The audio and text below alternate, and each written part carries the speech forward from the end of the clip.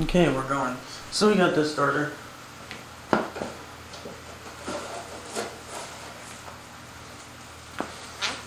do not have the keys though.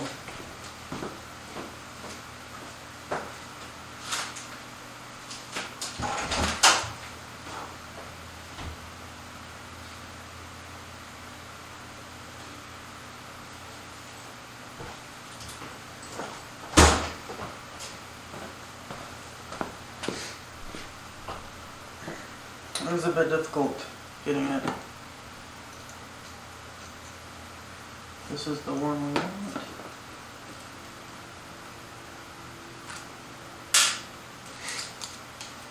All sorts of a headache. Just discovering the fact that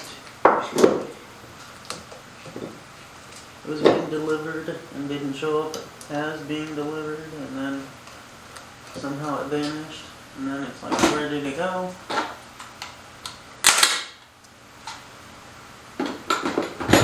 Can we not fuck this up?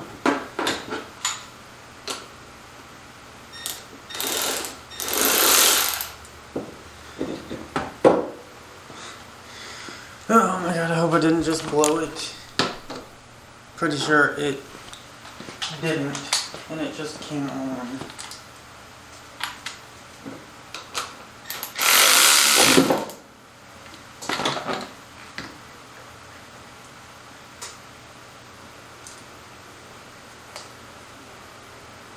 It seemed like that it kicked it out.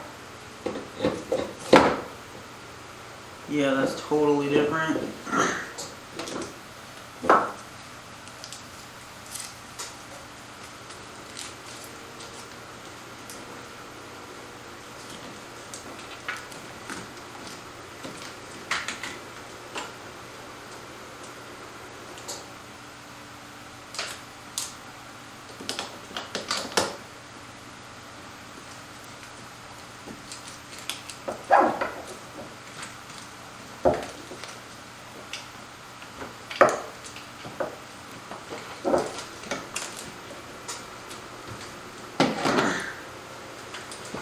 That's over there kicking on and off.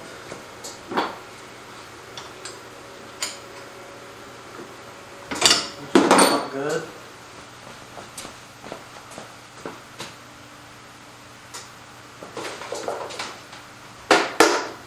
I think it's broke for good at this point.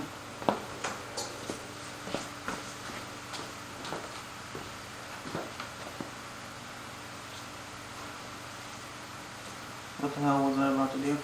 Oh, that clip.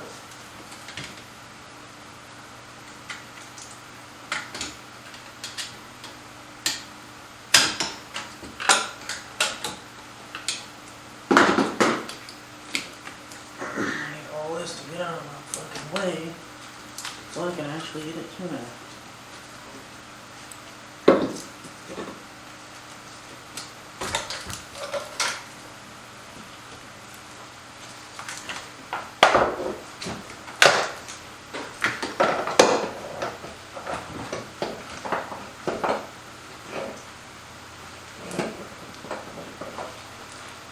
Which one's which?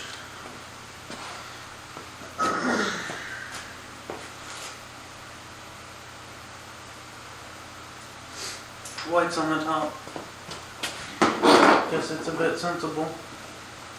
Do you think that?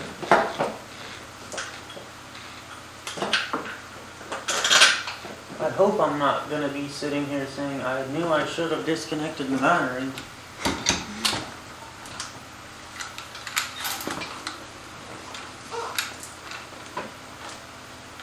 I disconnected the harness.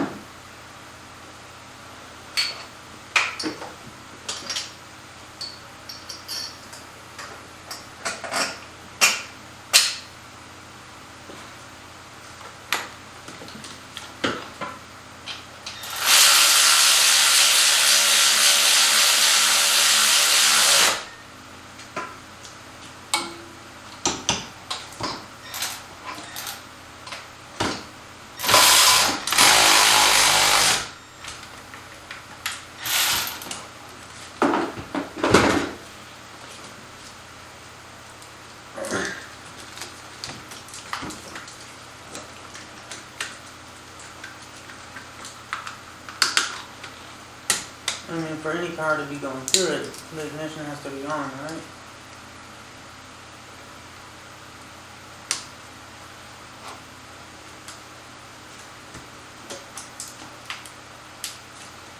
Something along the lines of that discussion. We're hooked up. I have keys on me. Might as well. Let's just look at it for a moment.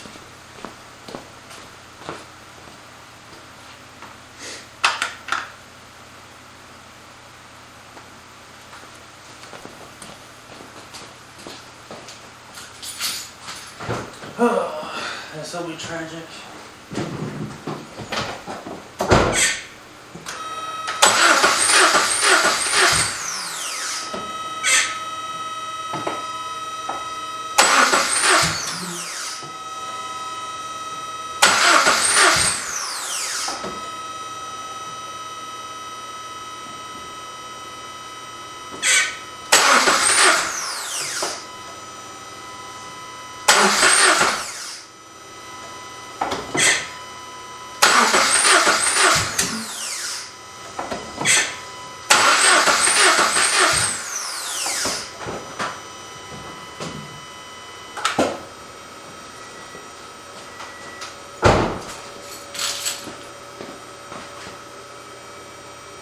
It shoots way the fuck down.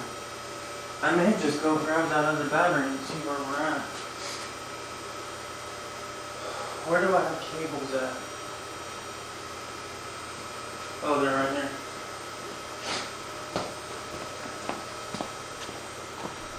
Seems like it just doesn't have enough juice.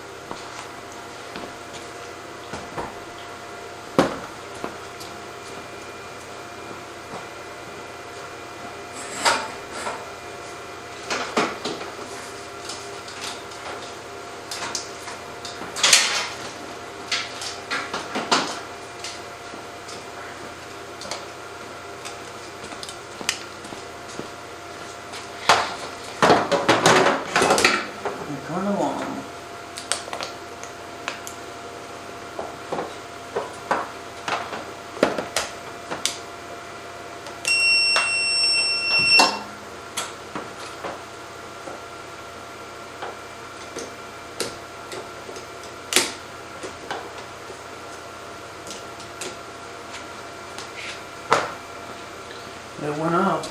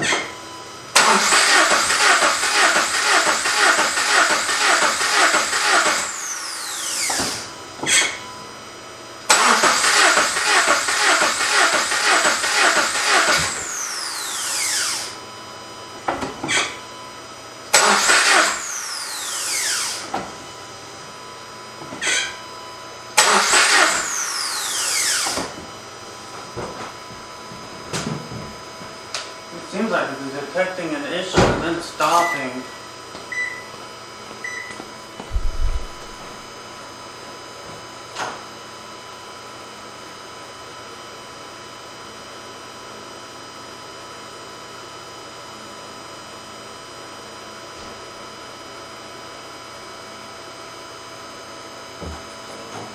Very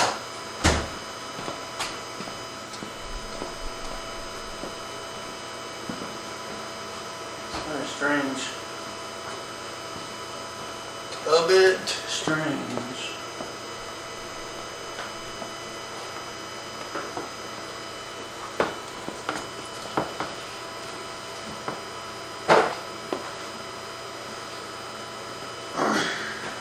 It's got all the juice and everything it needs.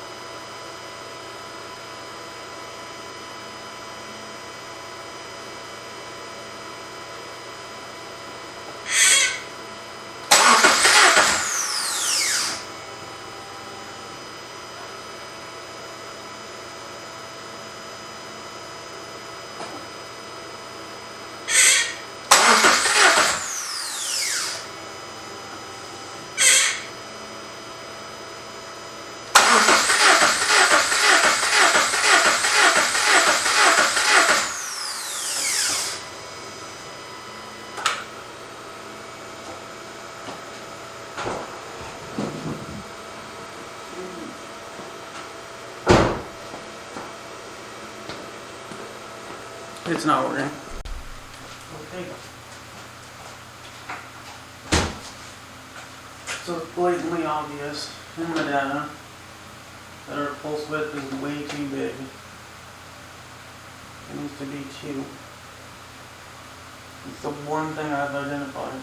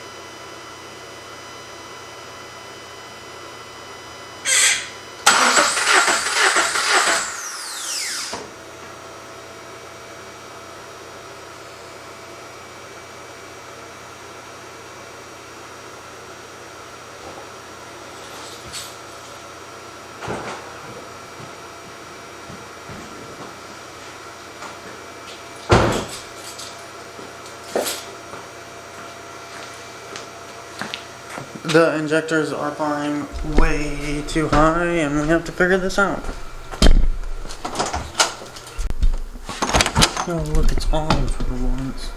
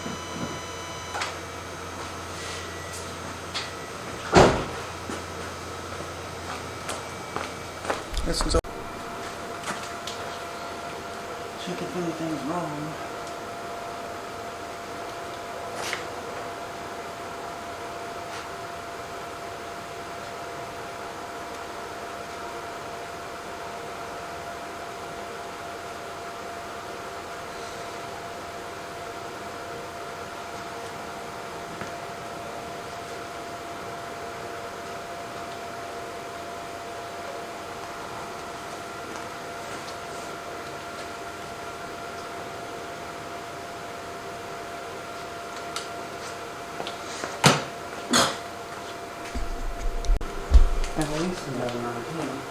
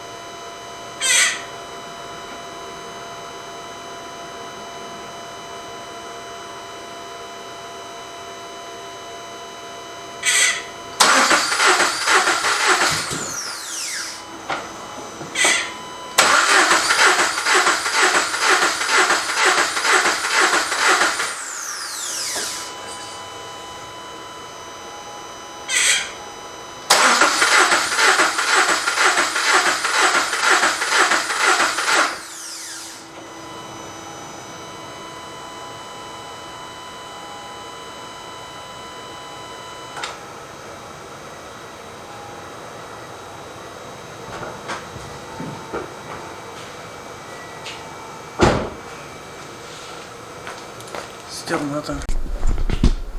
Okay, so we changed the base fuel pressure. Because I was looking at logs and it's sitting around 400 and it was configured to 300.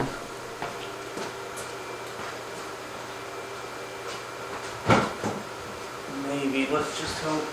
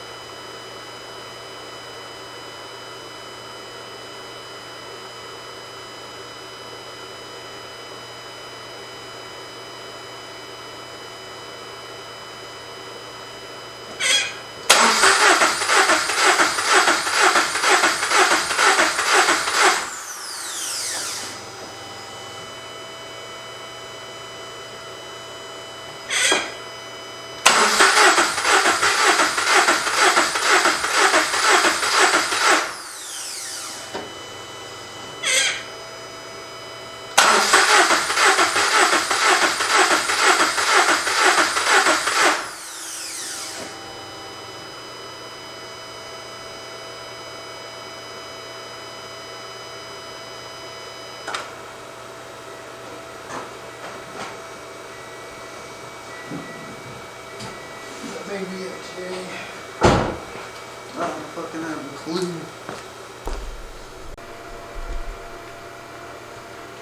Get ready for some more of the same thing.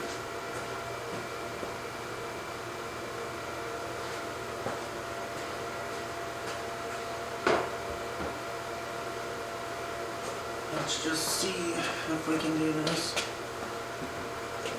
I'll pop this sensor, then put it back on.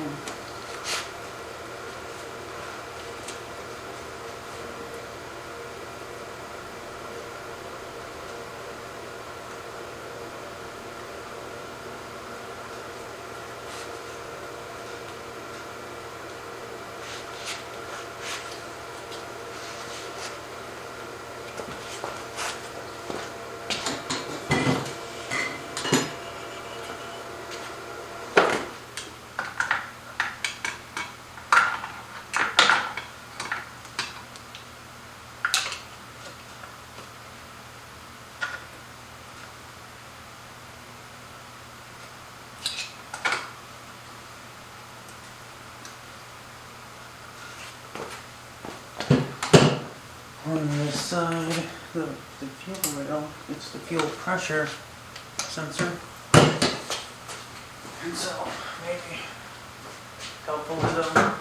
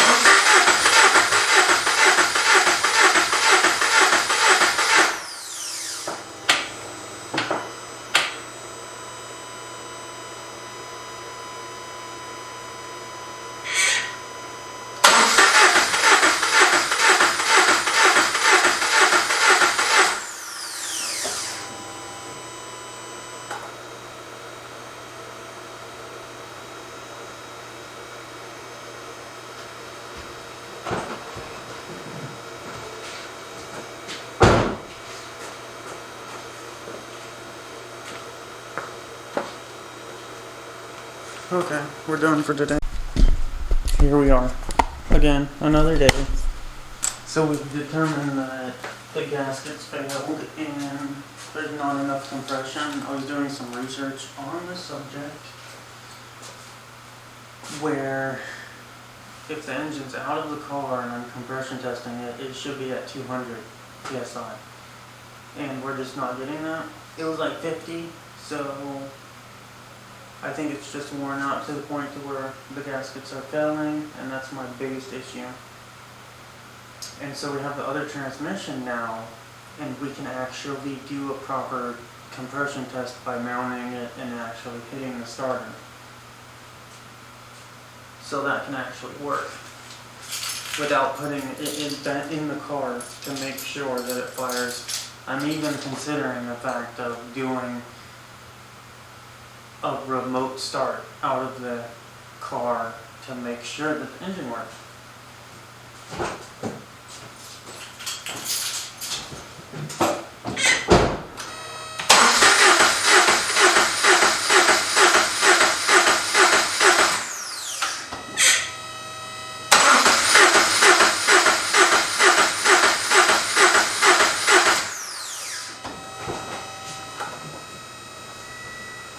I mean, we're not even getting the slightest bit, so I think none of the cylinders actually got sealed properly at this point.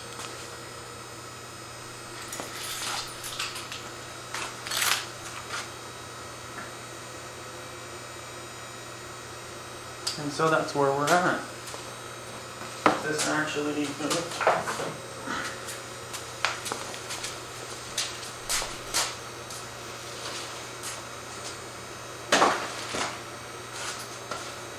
so you can smell the fuel.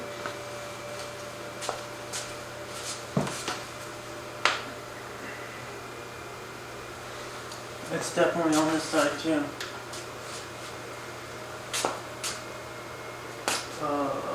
Light. It is on the ground.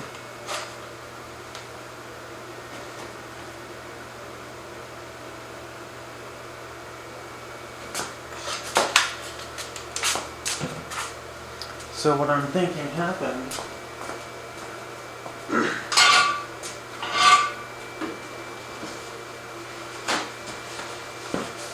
was the original issue with the fuel and seals. Those kind of just destroyed the gasket in the process. So it does have to come back out, but not at this moment. I have the other engine that's going to be built, and we're planning on using these gaskets over here, or these heads, which is a whole process on its own. The conversion of them.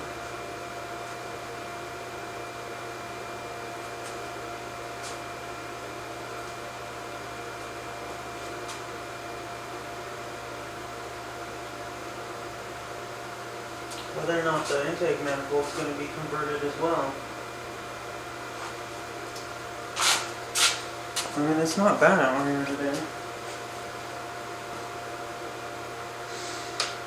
Honestly, this bike needs to go somewhere else and not in here.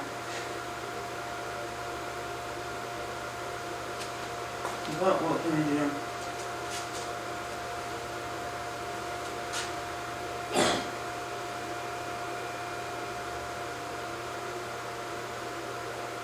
It'd have to be pulled apart, then cleaned off, and everything else.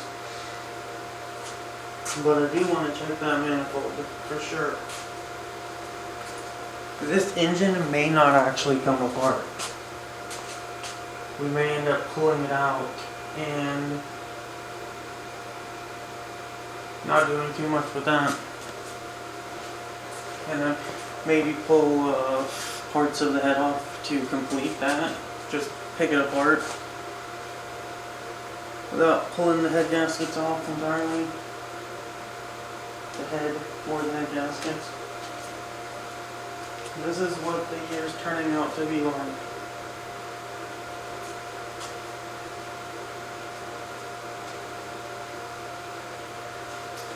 The stuff for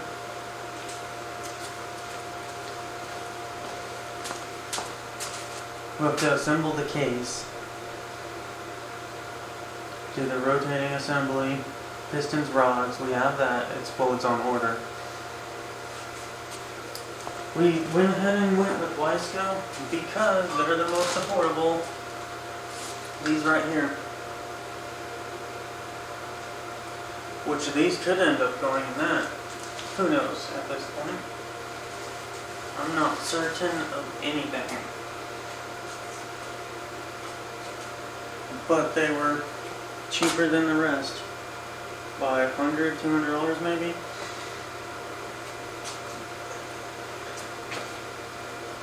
The injectors. So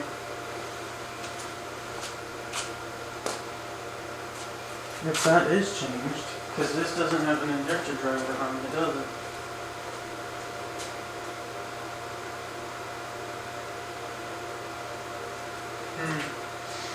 I have to actually get that stuff and tear it apart, this, that, and the other. And I do not feel like shit right now. I would really like to know where this fuel is coming from though.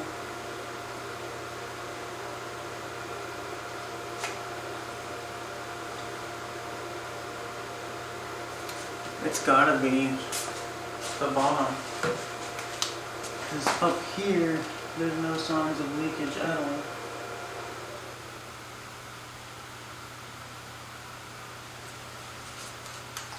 And there's a good chance I'm gonna reuse one of these fucking Tomei gaskets. We'll see when we get there. They may not be reusable. I'll have to look into it a bit. I mean, it's safer not to.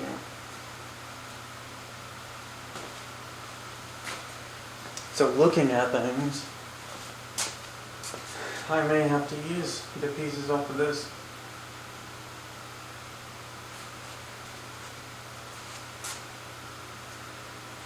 The problem is the driver doesn't have a mounting point.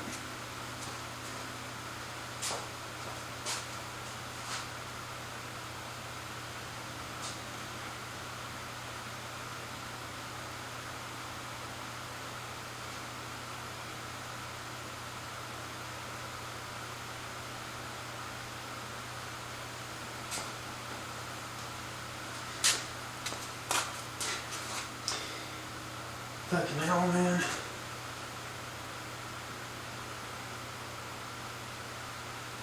I'm thinking about pulling this back too. That way I've got more clearance. Because that's just been such a pain in the ass.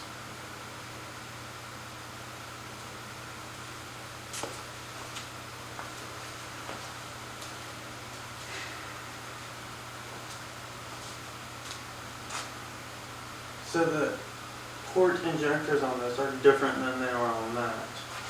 And that's why I'm really thinking about using these. But then how is the fuel rail supposed to mount? I guess we're gonna grab some gloves and find out, huh? So that's what we're working with.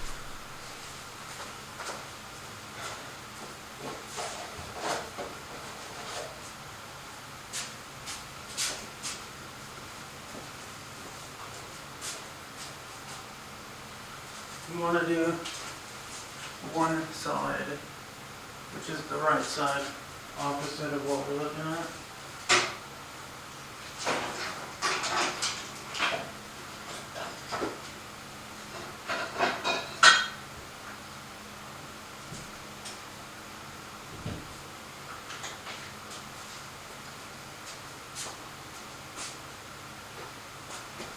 Pretty sure this is the left-handed side.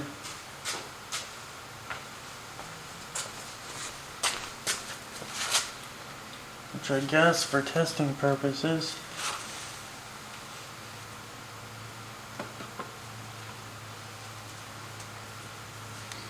it would go right there.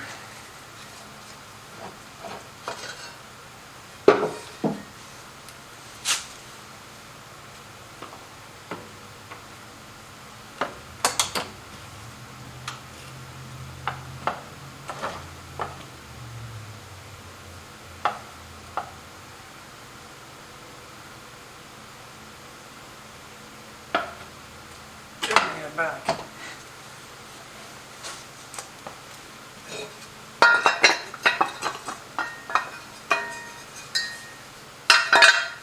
So much shit needs cleaned.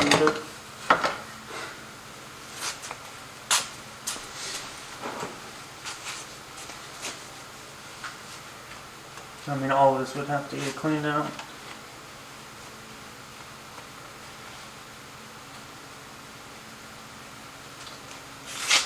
The driver's not that big of a deal, but this is the biggest deal. We can make a mounting bracket for it, to be honest.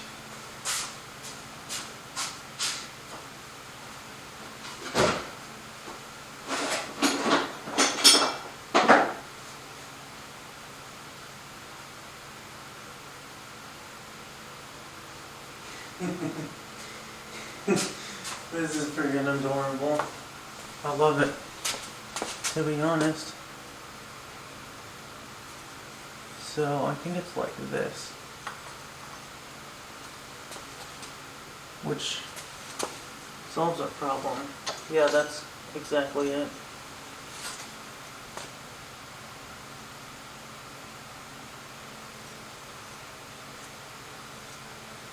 Then we're going to a single fuel line. At that point, we're not running dual fuel lines.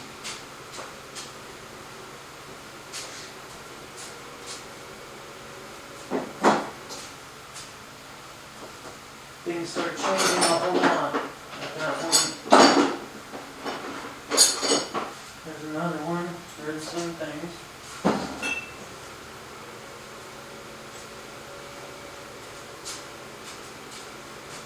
I think I'm going to do it.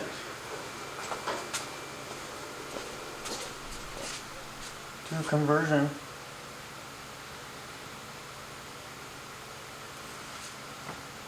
I swear if this falls over, these don't need to be here. This is going to be a fucking competition build, too, at this point. Like, we're getting serious.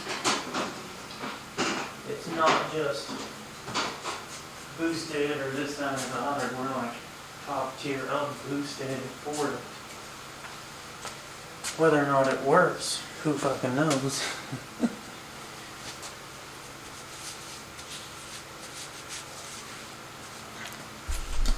Then the examination of other things here.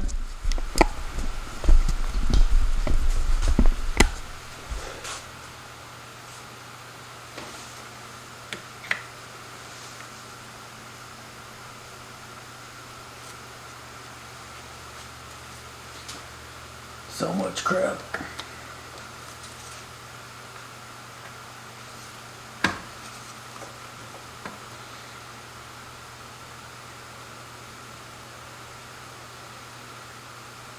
See, thinking about the two ways to go about this is pull those off or to pull the whole plug and adapter off.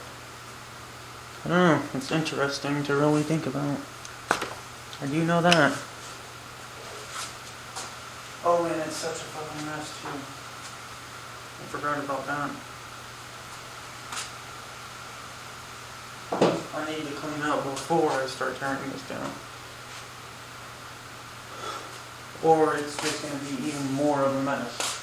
Like, max level mess.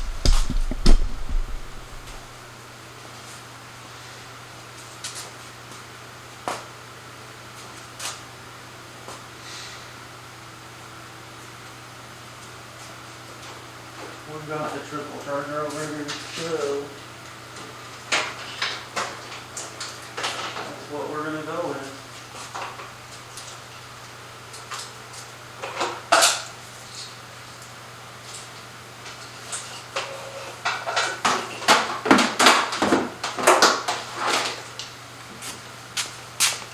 Let's get that out of the way.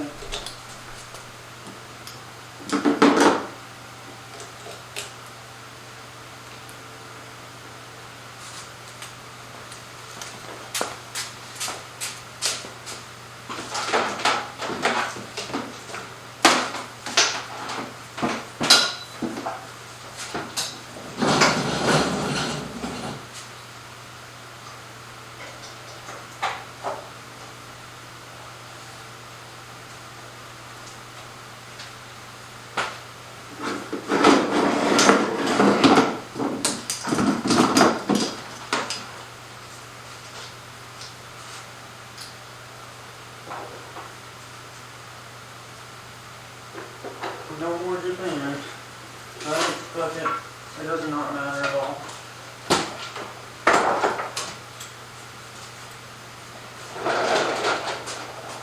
Cleaning up is priority number one.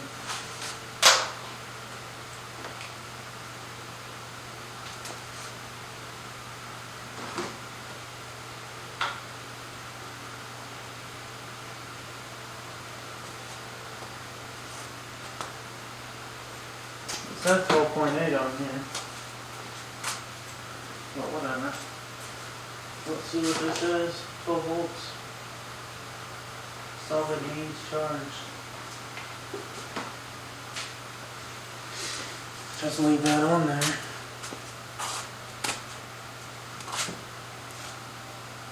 I need to get this off.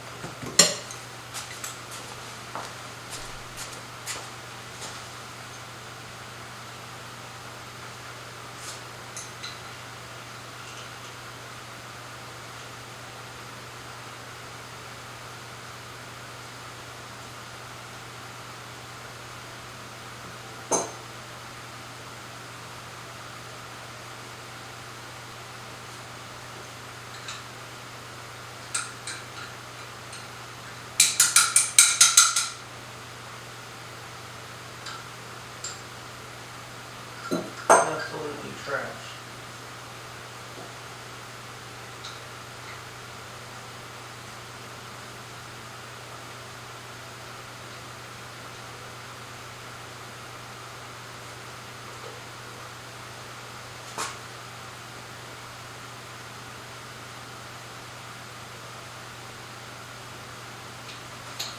You know, if we do this, we should do it the right way this time. We're starting from scratch. There's just so much trash over here, dude. Where are we at on the camera? The temperature's not too bad in here.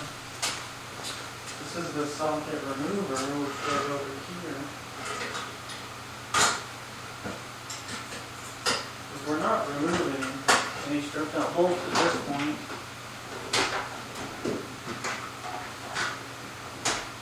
We will definitely need that later. Put that in our box with the light.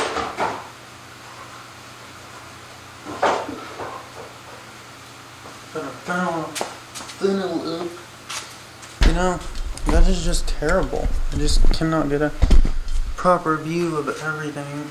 That's good enough for the moment, but you know it's going to change.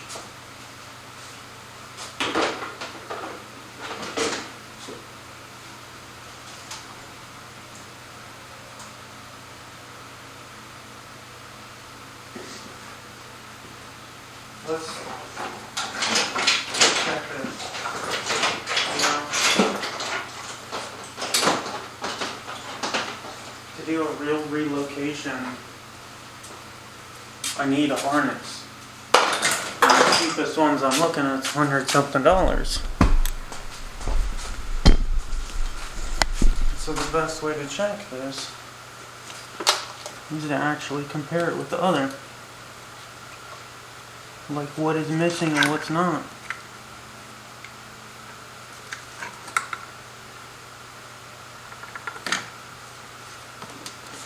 So, right off the bat, it's different. You can see on the top row.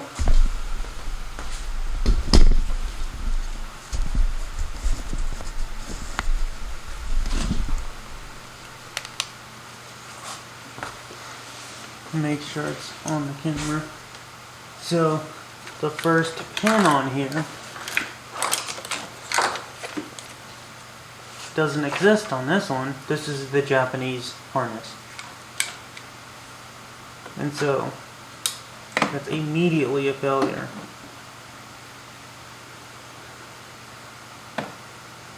And then one couple down, that one's missing, and then that one's missing. And so,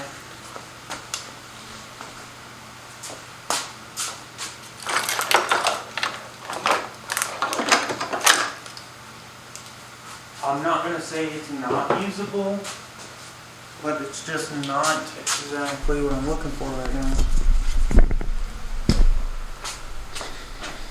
I would have to go through and trace all of them and make sure which ones we need, do what, and all that. Can we get started off of this is the question. And then reconfiguring the ECU for using this one instead, which is possible.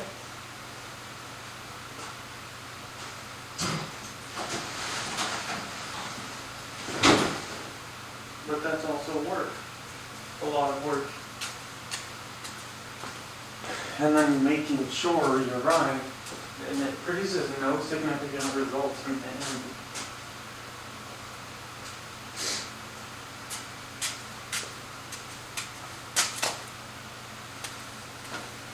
I cannot tell. Yeah, I think we're good actually.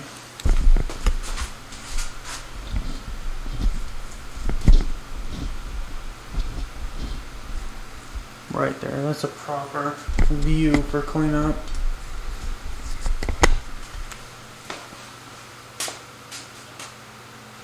We've got a pressure sensor here, which they're over there. I got these disconnects. I mean, I really should not leave it there, but what can I do? That goes over here. Our wrenches go over here.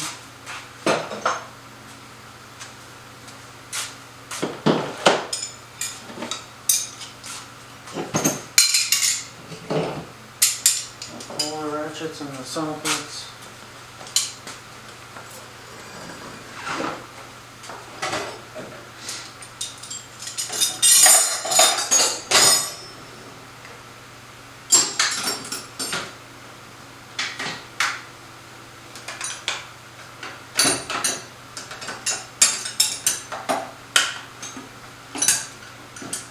I wish it would have just worked.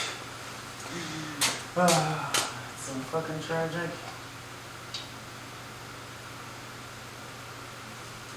Actually, a Ziploc bag for these seals that we found.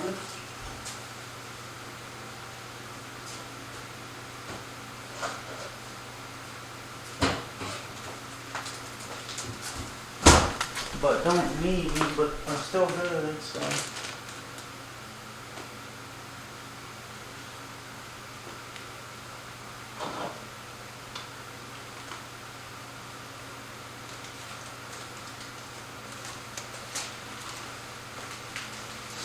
Put them in our gasket box.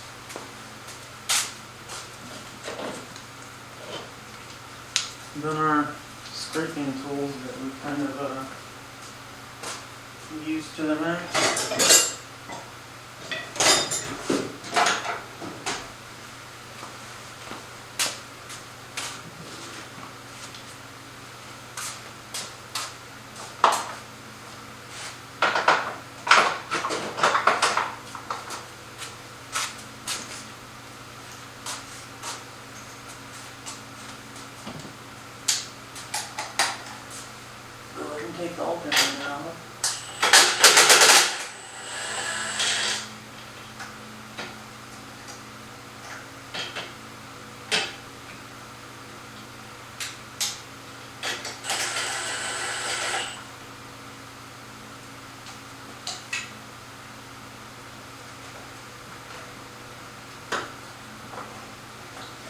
there's not even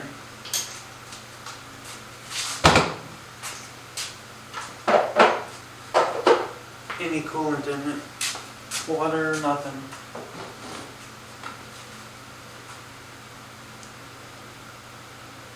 These are fucking destroyed.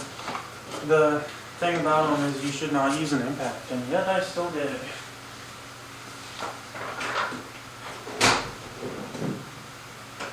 Which it doesn't matter.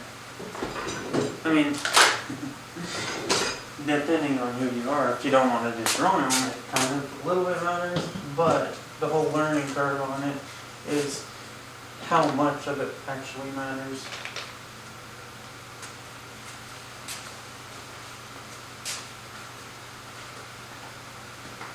Scraping tools.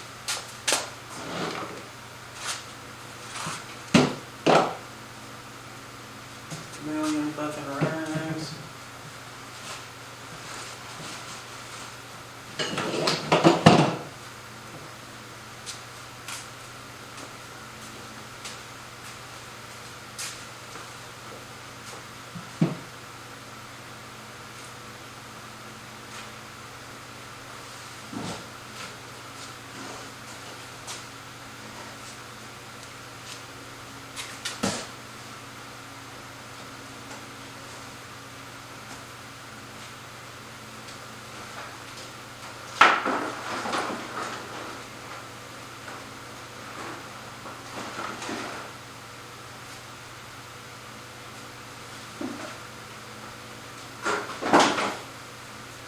Yeah, I know you can't see over here.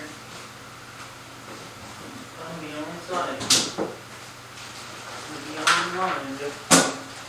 I was using this as a trash can and it's not. I realized that all the shit I threw in here needs to be picked and pulled out.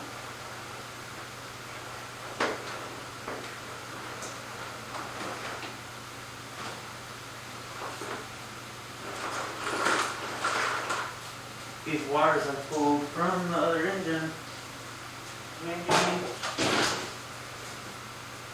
maybe it needs to be used one day, and I did not consider that.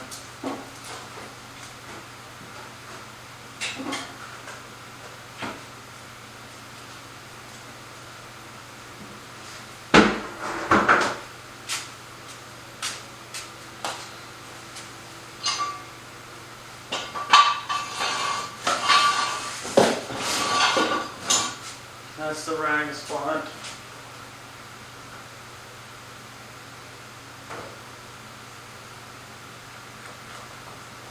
Where rags go to be recycled.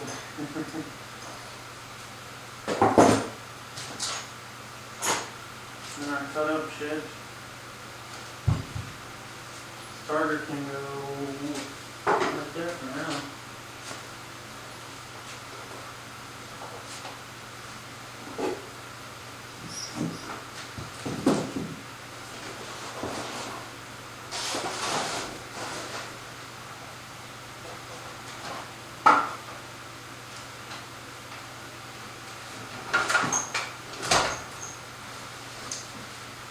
Only we had a better space.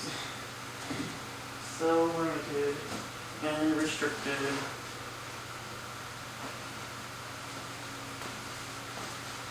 And this oil is pretty freaking good. It's fresh, brand new.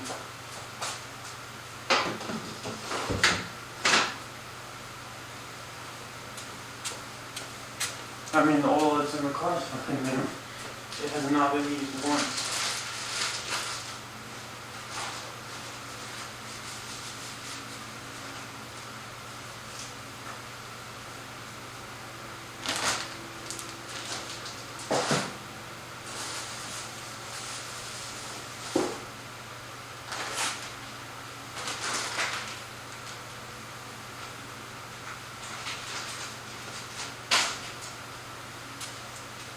We're getting there.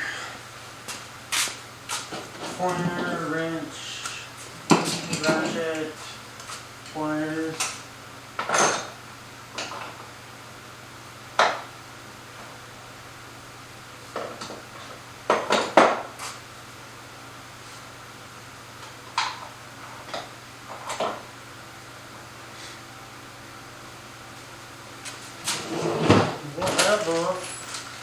That's the turbo stub.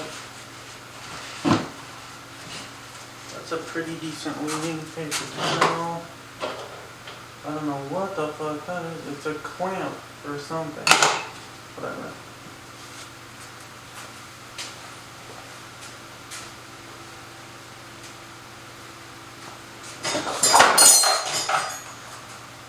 Jeez. I thought there was something like right in front of my face there, but that was a false impression.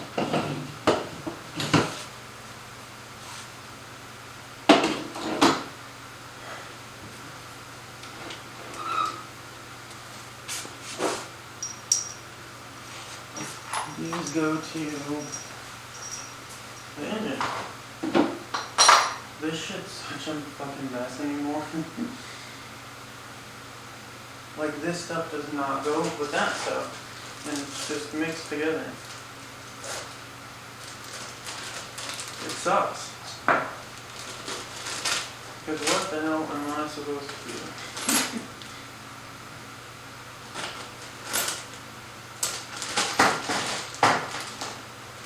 That's trash. Now we've got it separated a little bit better.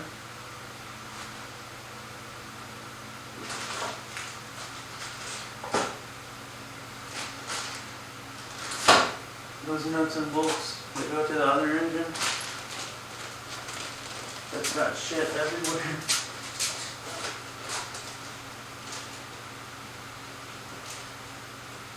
What the fuck is that going to?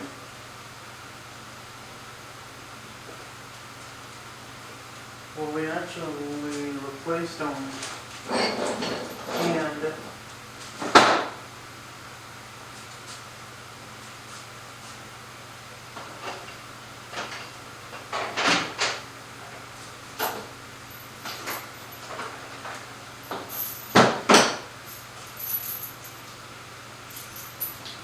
it was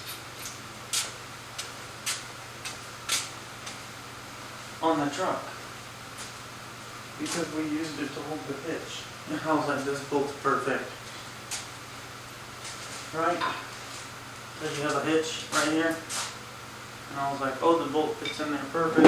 I don't need to go buy a clamp because the clamp I have is smaller and that's not for a full-size hitch, but now I have a full-size hitch. It's over there, I bet. Yes, it is.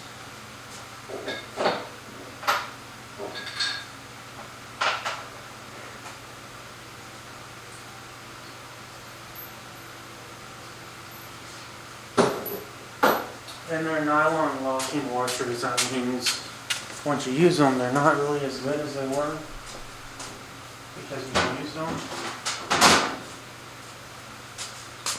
These.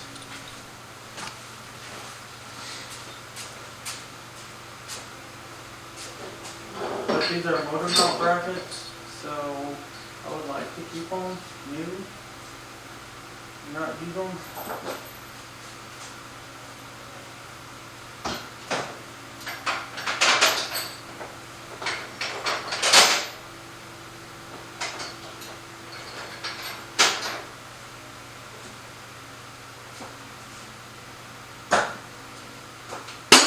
That can go in our first spoon.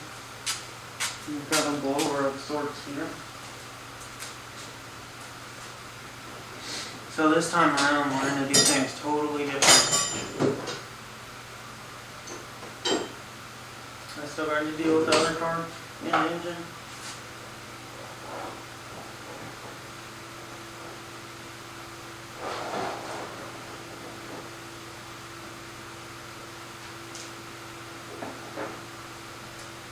Wonder if I can drill into that. Well, I'm going to.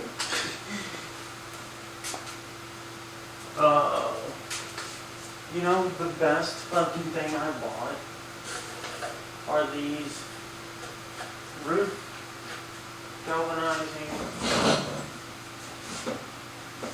nuts. I've used them so freaking much. They're for aluminum roofs.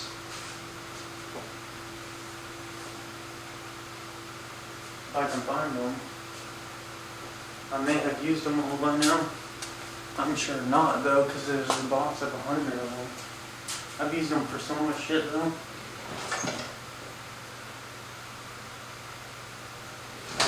all that shit needs to go over here.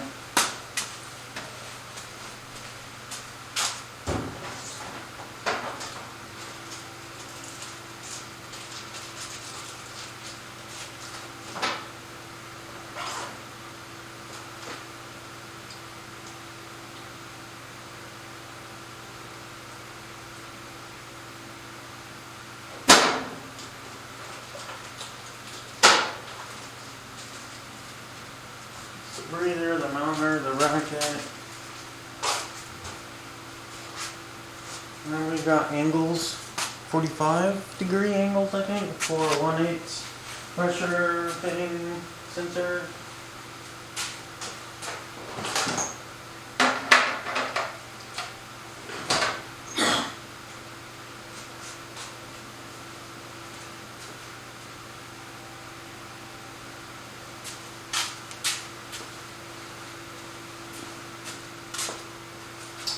Wait, I think they're in one of the bags.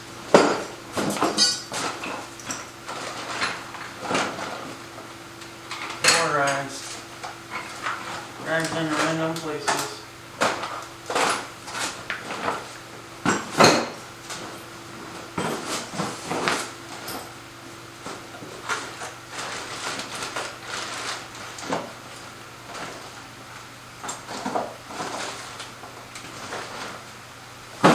We still have not got to the rear suspension on this, and I'm just like, well, once I get it running, I'll do that. I can't see very far either. Fuck. I'm getting old.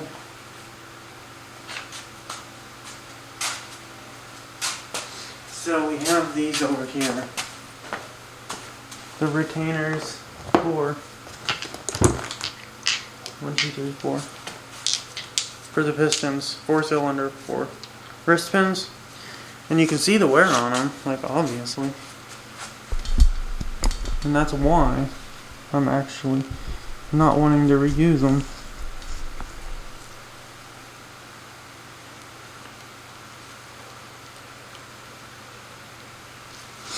Because what happens is, when we burnt out the bearings, these are on the pistons, and the piston's supposed to rock with these. Well, they're not doing that because they're not getting lubricated, because we had a failure in the pickup, which resulted in those getting hot as fuck and not getting lubricated properly. Ultimately, what that means is it fucking worked on.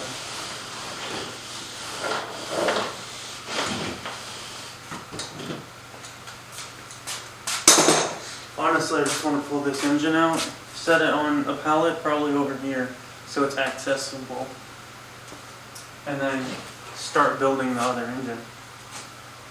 Okay, we need these, 2 of these, so you can actually see what I'm about to do. Grab the camera.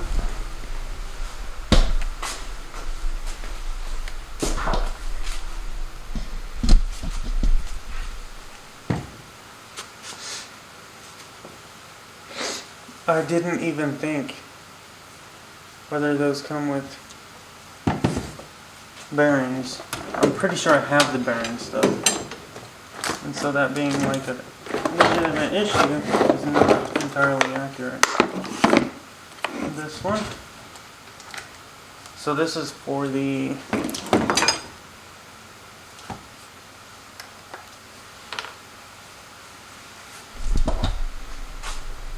ring grinder deal.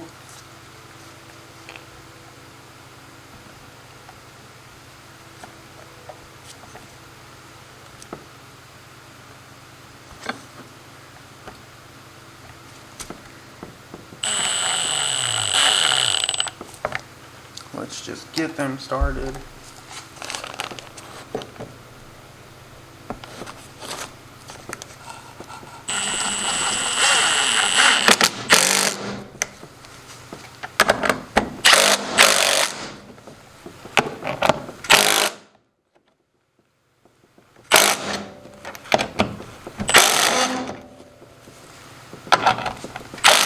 And that's exactly why I angled it, because I knew that this wouldn't fit down on here straight up.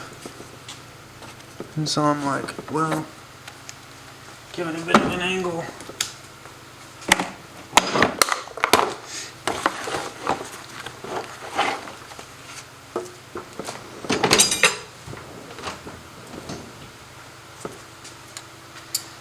So, I can do the piston rings here. I mean, honestly, I can just hook this up to it and just wow. Wow. Wow, wow, wow, wow, wow, wow. Let's see if that actually fits on. What is this, like an 8mm, I think? Quarter? Ooh. We do have a larger one.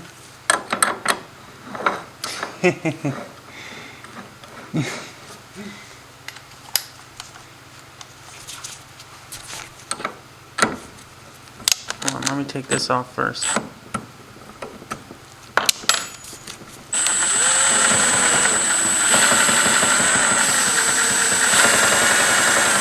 I mean, it looks good to me.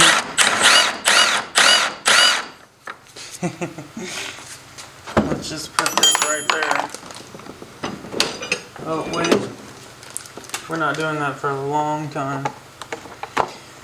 So, we have to hone the piston, the cylinder walls, and then we have to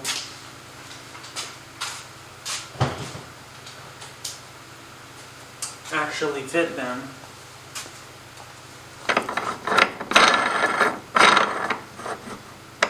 It's kind of wobbly on that side. A proper bearing would hold it, but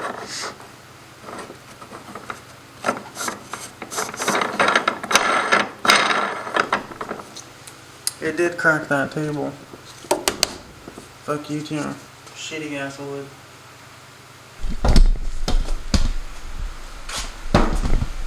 So then, it's not going nowhere though. That's good enough. What now?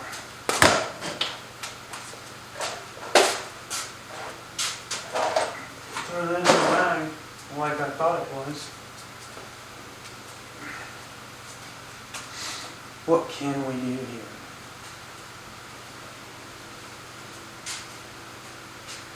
I'm gonna go put this on the car, that's for sure.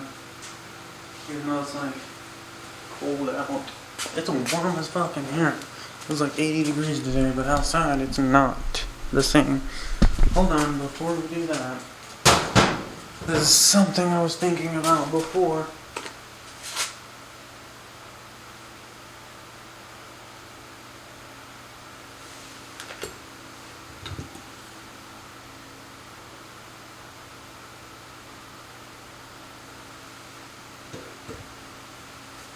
So we had replaced the crank bearings, and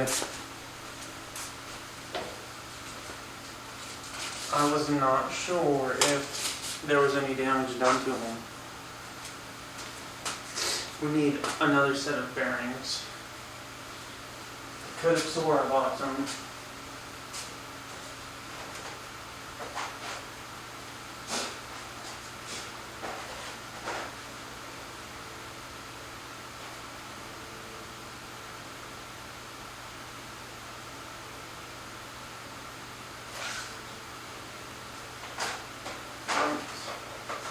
Let us hope.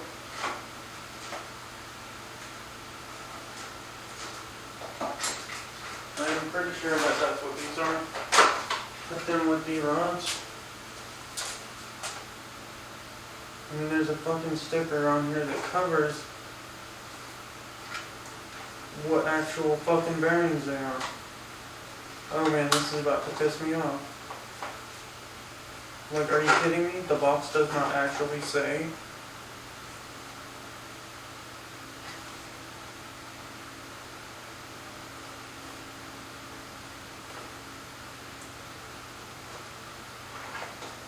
See if I can pull this stupid sticker off that's covering what it says. Because it has a sticker under the sticker.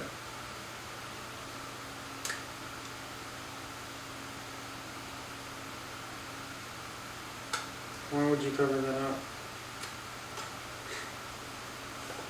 Pretty sure they're good.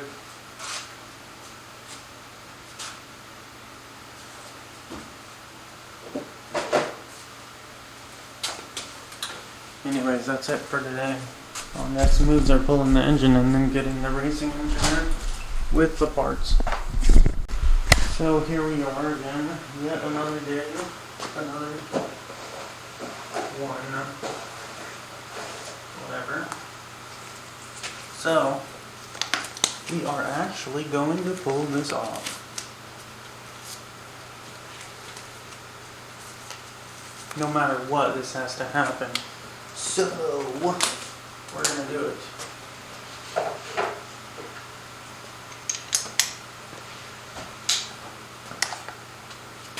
Intake manifold has to come off, or it needs to come off. I'm not gonna say that it has to, because you know.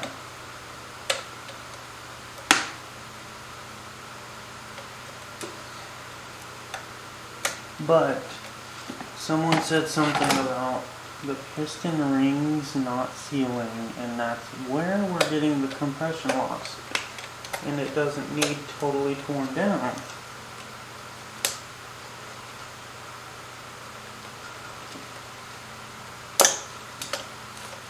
Which I'm no expert at this, so learning these things is definitely something that happens from time to time.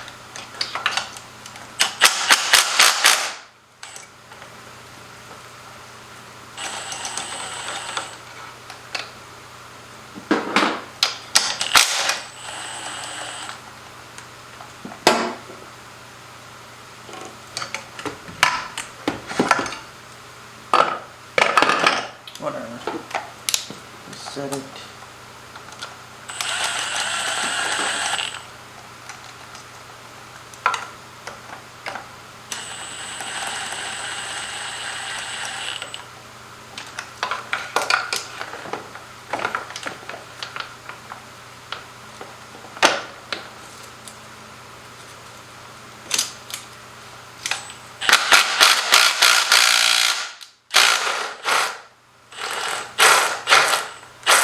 I was not happy about that. Not at all. I was tightening it down and not loosening it, which was no. That's how things get stripped. But it's aluminum, you know, so I mean it looks good though. Get this out of the way.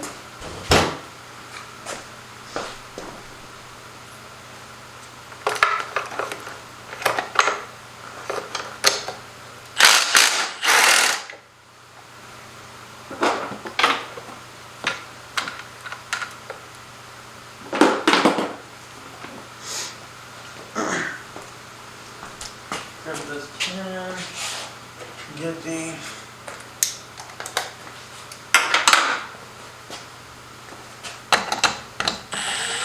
intake piping off.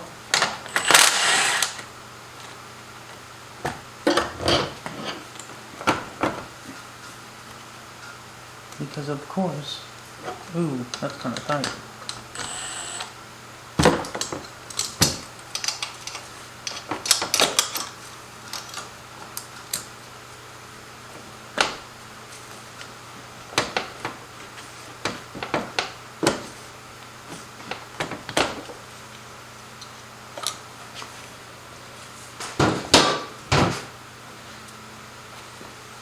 And so all these things have to be dealt with. This can be tightened back down, honestly, to where it doesn't go anywhere.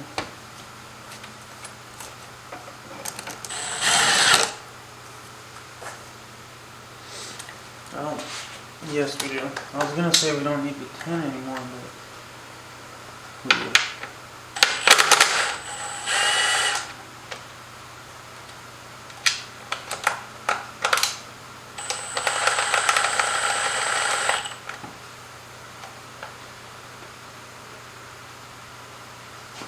Can we clear that? Whatever. We'll see. So, the actual lines have to get pulled up at this point.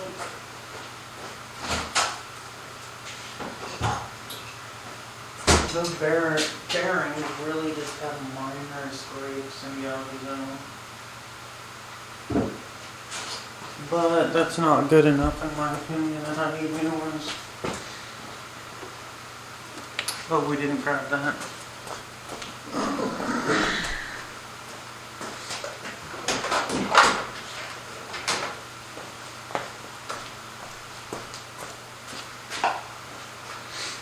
The worst thing is getting old.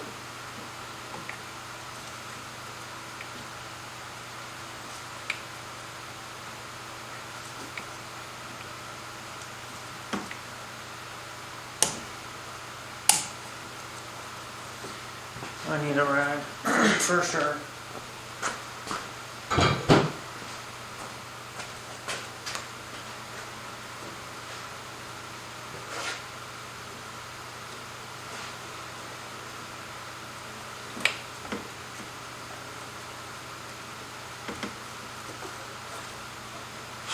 It shouldn't be high pressure, but it's going to be pressurized. So.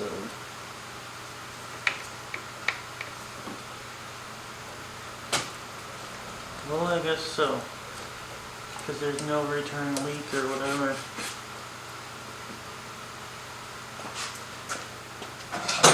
Return tastefully.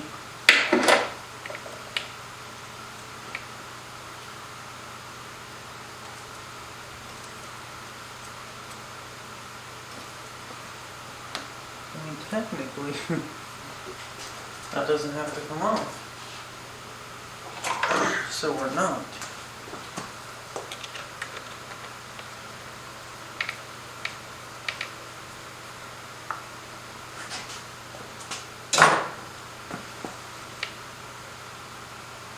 Right?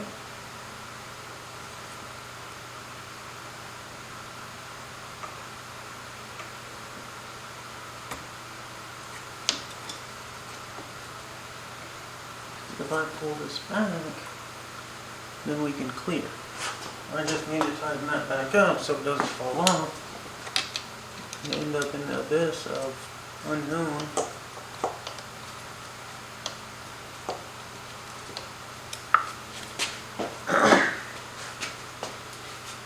You know, the truth about getting into this is it's such a problem. What the hell fell? It sounded like we lost something there. It didn't hit the ground though, so we did it. Or did it? I don't know, whatever.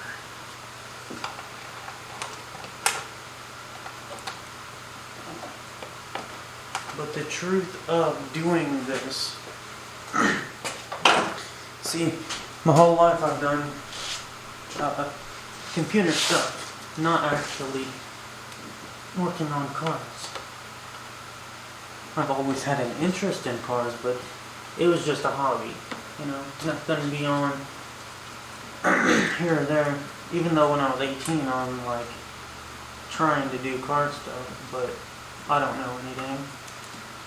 I'm a total freaking idiot, to be honest. As some 18-year-old kid, I had a RX-7 that I paid a couple $1,000 for.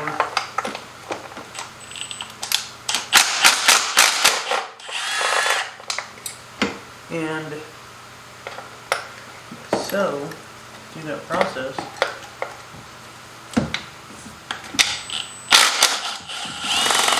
it was actually a car that sat in the yard for like 10 years probably. And I don't know anything. I'm just like, ooh, an RX-7.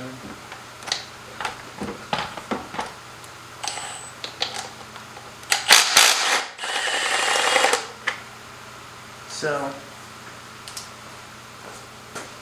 it had its flaws. The car was $1,500. I didn't at the time. This is my first actual car. My relative or whoever gave me this, gave me that, but it wasn't really my car, so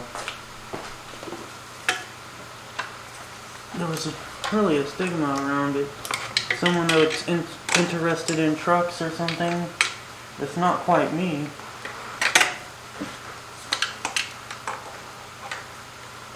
That's the thing, is personality and all that. It comes with things. When it's yours and you bought it, it's something you tend to want. Especially when you have options like that.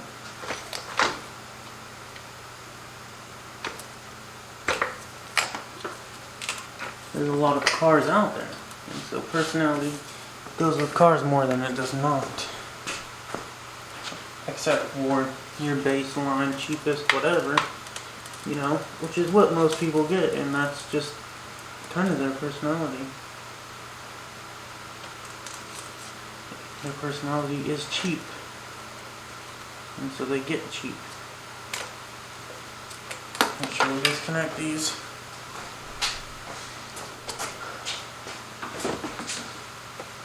Since my back is killing me. We did spray fuel out here from that, so you need to grab this out of here because it's in the way. I mean, I'm sure I could clear it, but it'll be easier.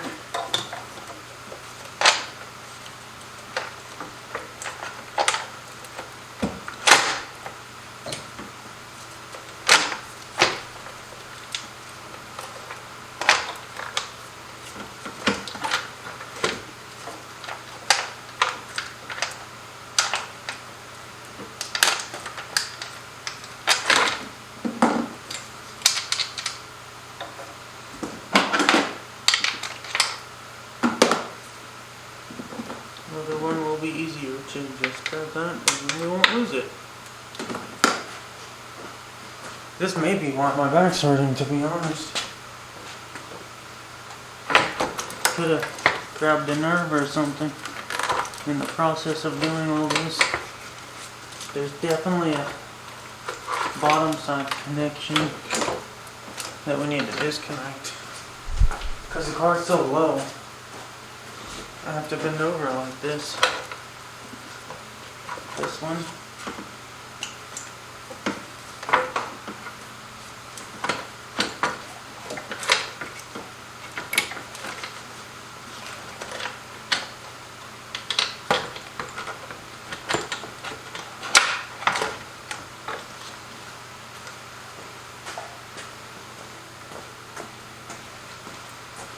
Funky smells.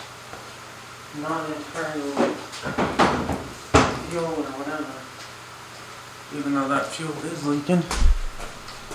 Okay, so they said shut down the fuel pump and then get in there with it.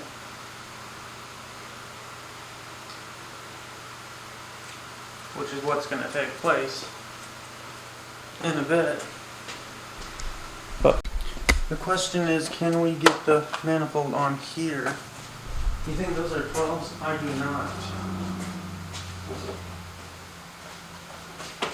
They do not look like 12s. These are 12s. But these are else.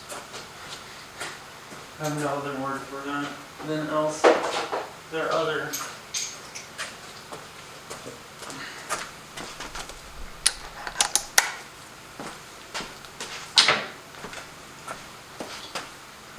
So, to actually get this off,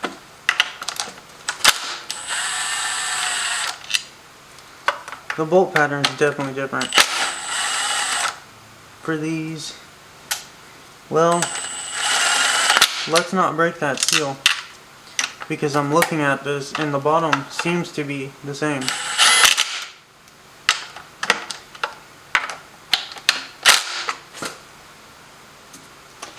Let's just make sure nothing else is hooked up. So we didn't really need to switch over, right?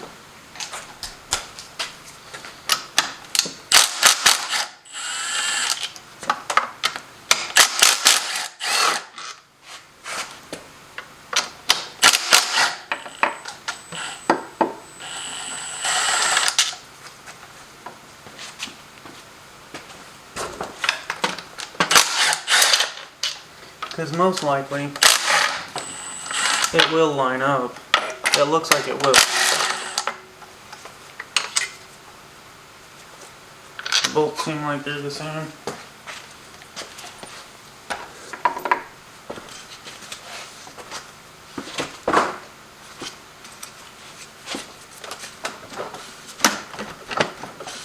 What is connected here? Oh.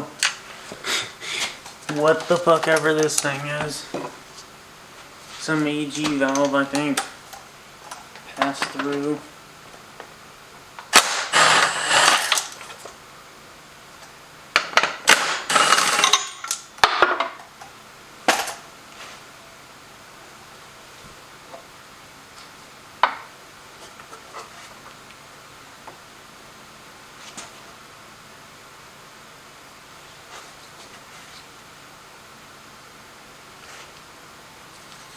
Well, we did get them both. Sort of. It fell down in here. It's accessible. Anyway, before that camera dies,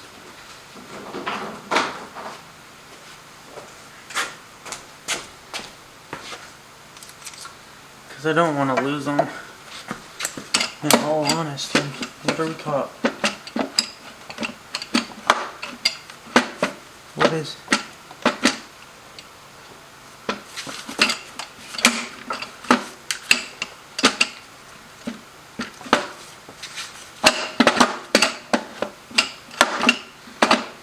Tell me that there's something holding it down.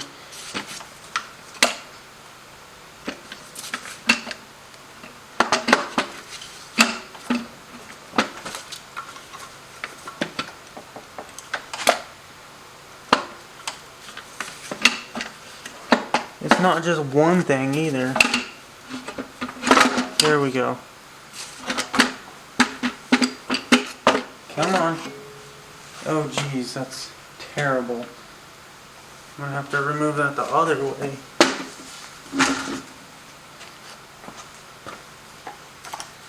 We're still going.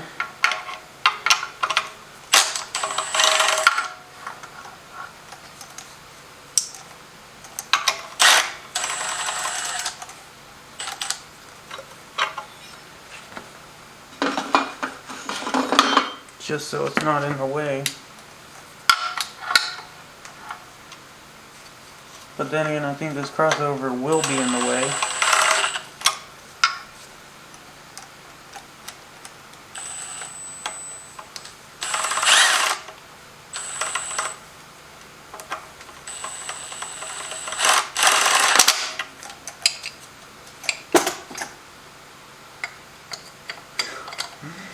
Some sort of runners. Huh. This is very interesting.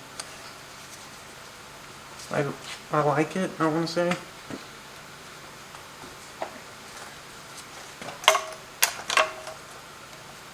I know I'm going to have to pull this crossover out. Well, let's just see for a second. So, the shape is different. It appears.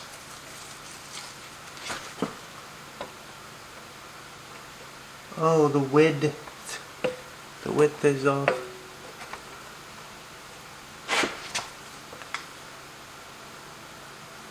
So you'll have to change that over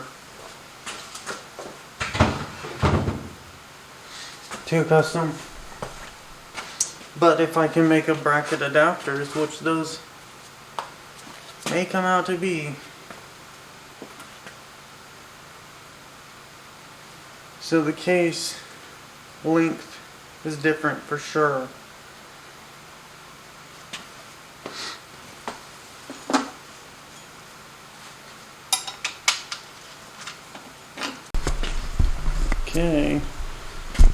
see what we got here. That looks good, right?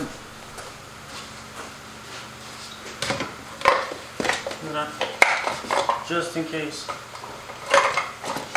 poppers on and tries to find the line.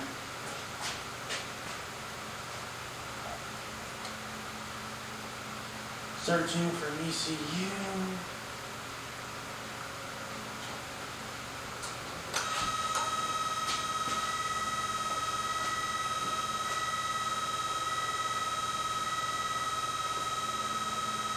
Auto connect is active.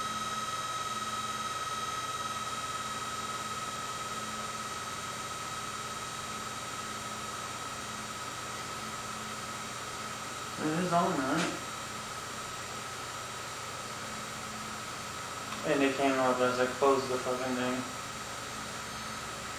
I was gonna clean that keyboard off real quick. I popped off the space bar because I needed to clean it and found out it was dirty.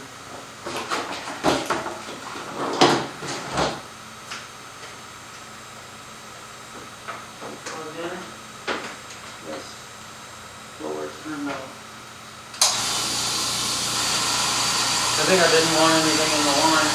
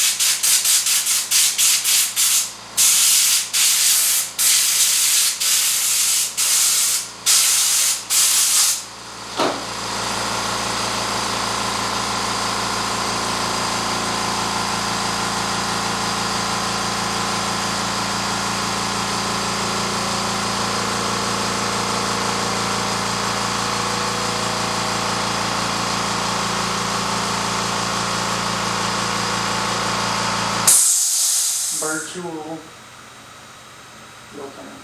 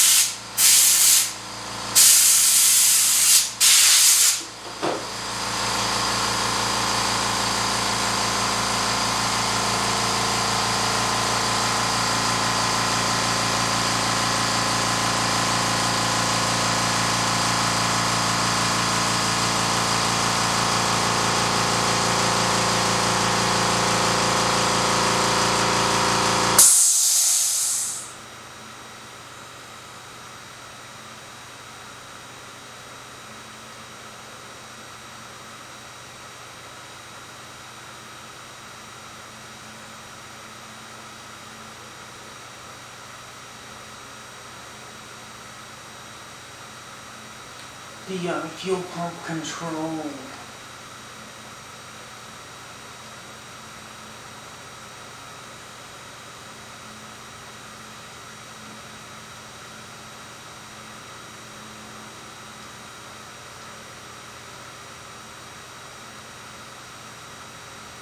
Auxiliary.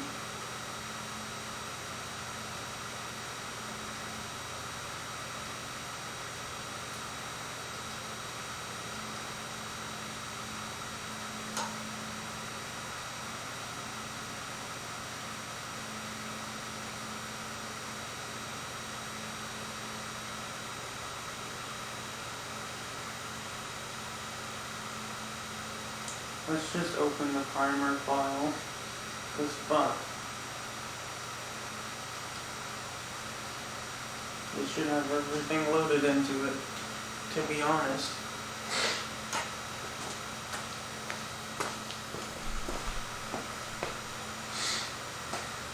And then, someone somewhere said to put some fuel in it. Not antifreeze, but fuel.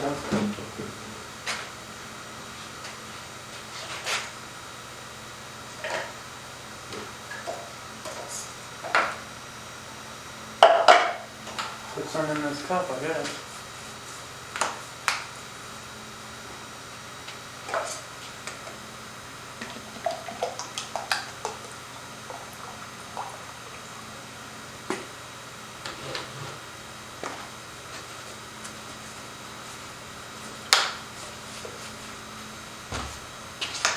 And then we'll have a filter that runs down in here, like that.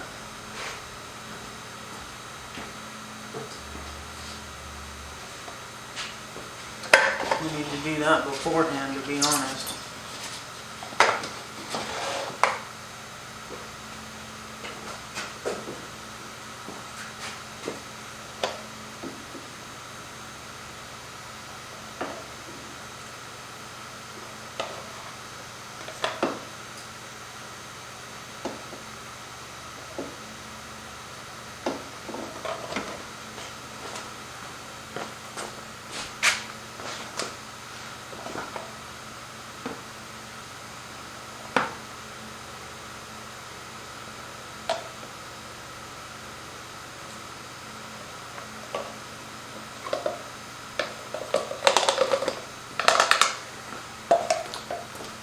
What we're working with.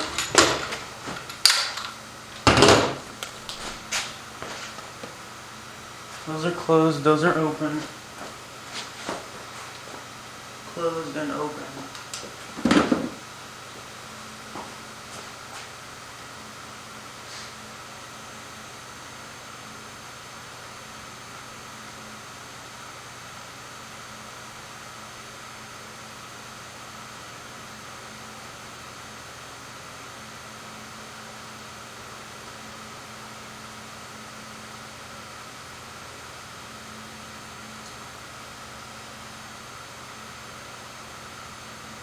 I said to turn it off.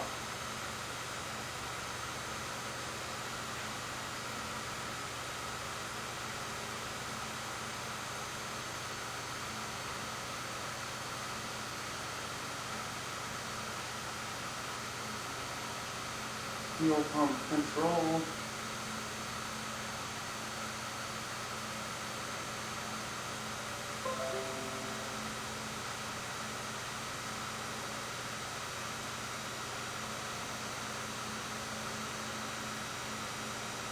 Overrun's not it, and then we'll save it.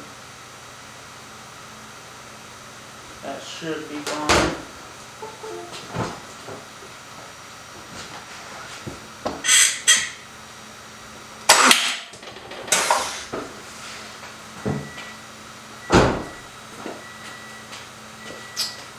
So we had something happen, didn't we?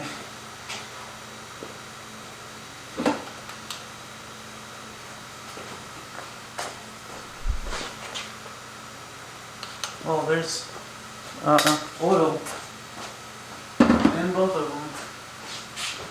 The pump doesn't appear to be on.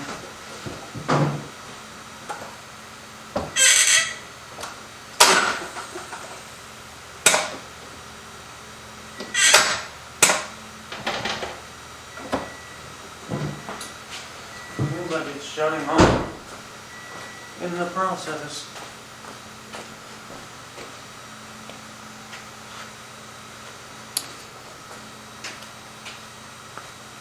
Because there's too much in the cylinders. Oh, hooray!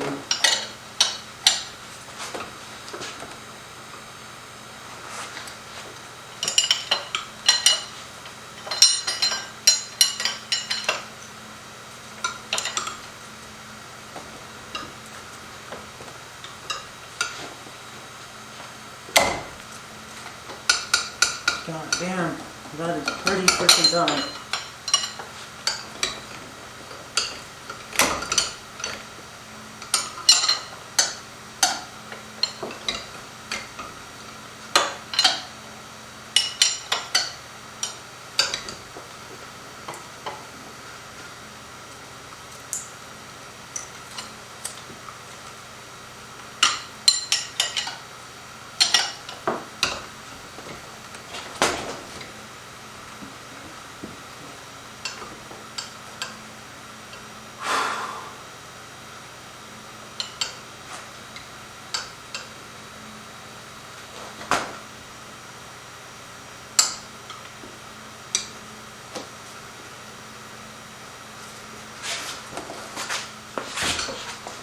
So,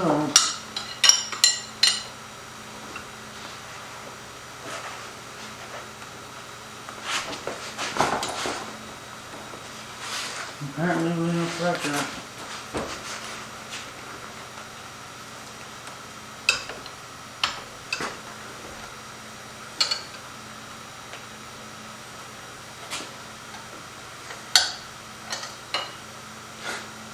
That was way too much.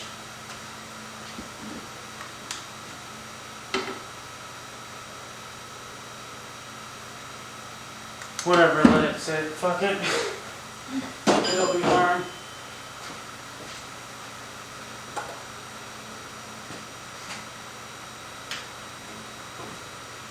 It should drain theoretically.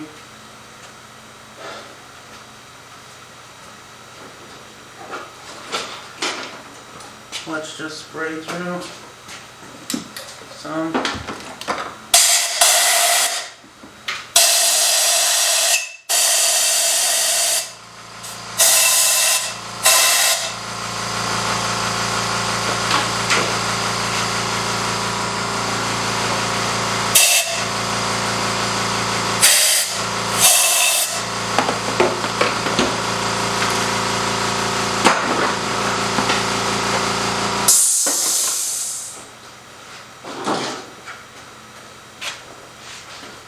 You got in there all right.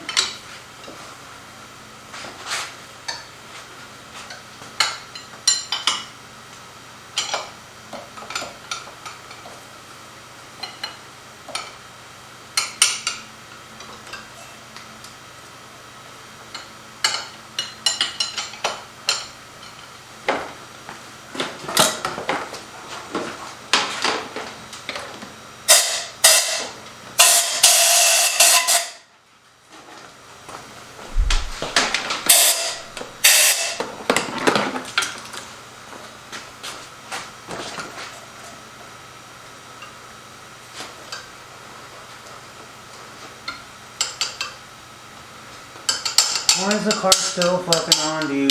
Can you shut off?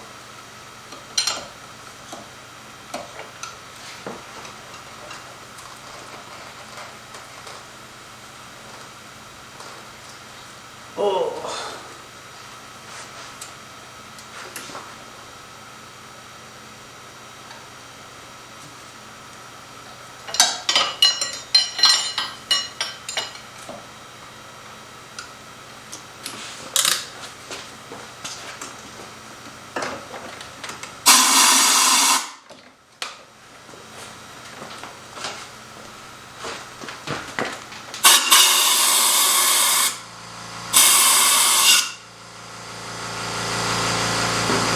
That was way too much, but I couldn't even.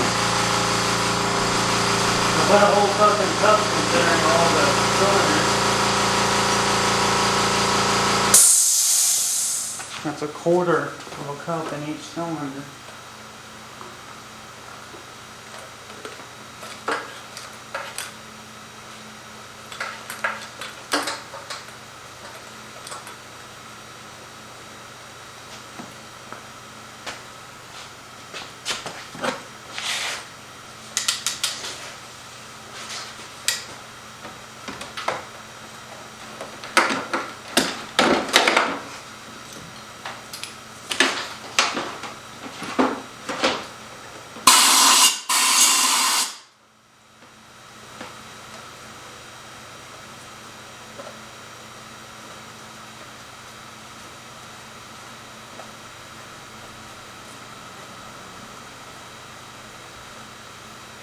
It'll take a fucking week for it to drain. It's hilarious because it's true.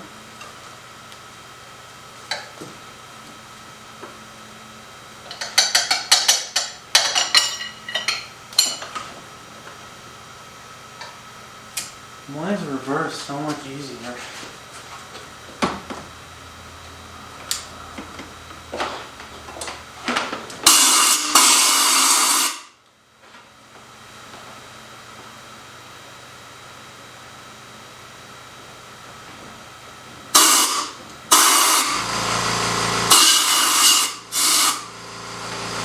so much shit in that, but I'm glad I'm doing this.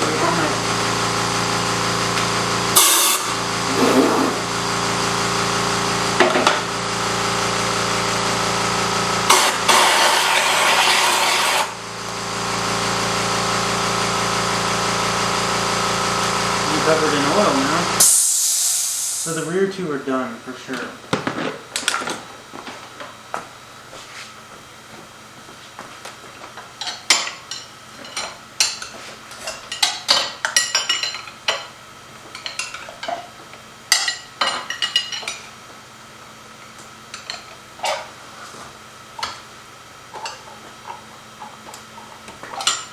You can hear it down in there.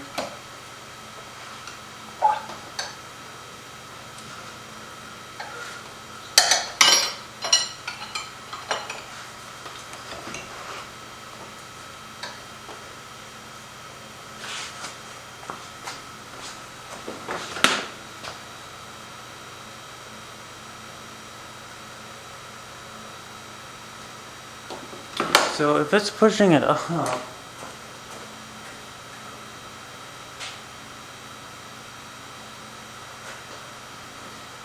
I desperately need a vacuum.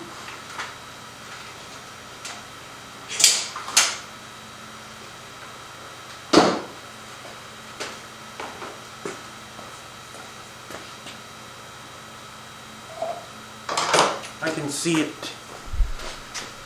It's milked up over here.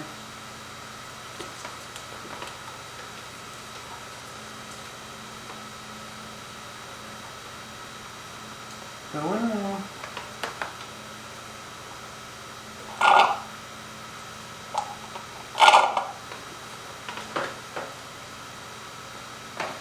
Okay, dude, how are we gonna do this? Put that over there.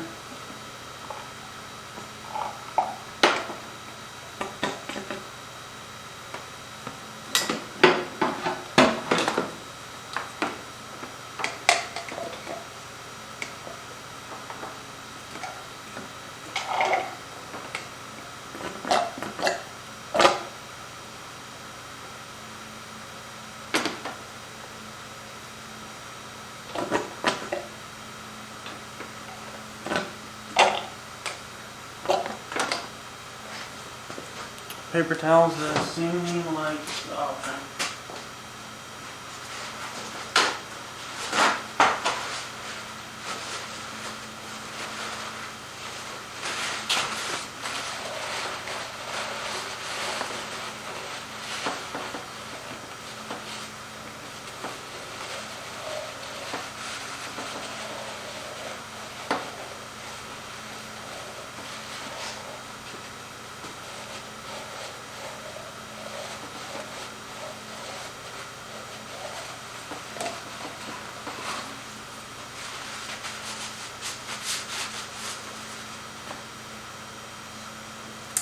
So what we have here is the intake seals on the passenger side rear for the valves are not that good.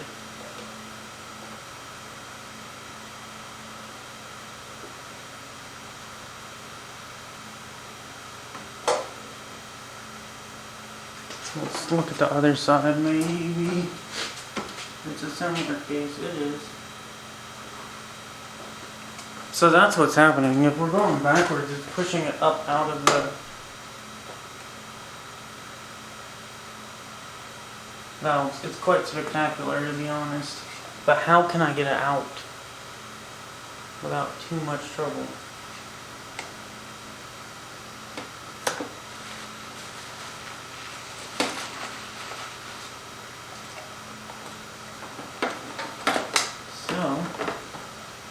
Not so far away is the deal.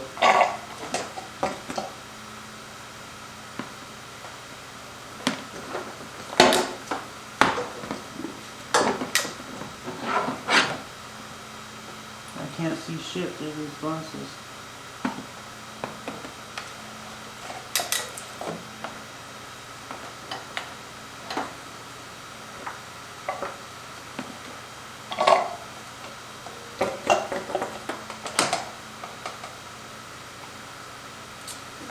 that's an amount. There's still some in there, but shit. If we're judging the cup fullness.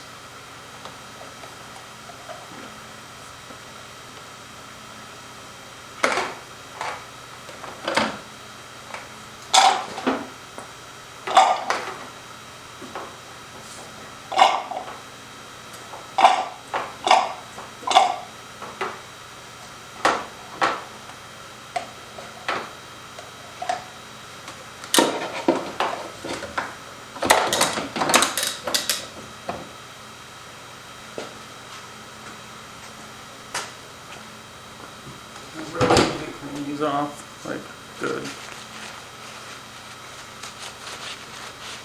It's gonna be a nice shower today. That's better.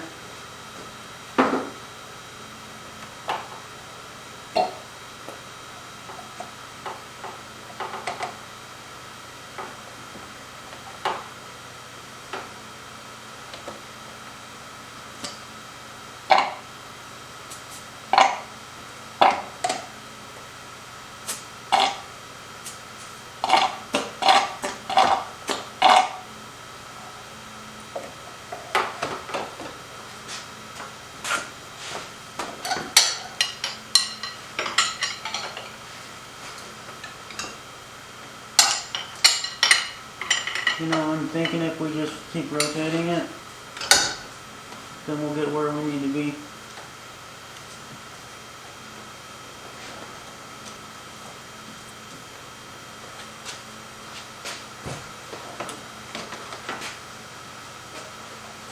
Because in my mind, thinking about this even further, reaching that point where it pushes through the exhaust.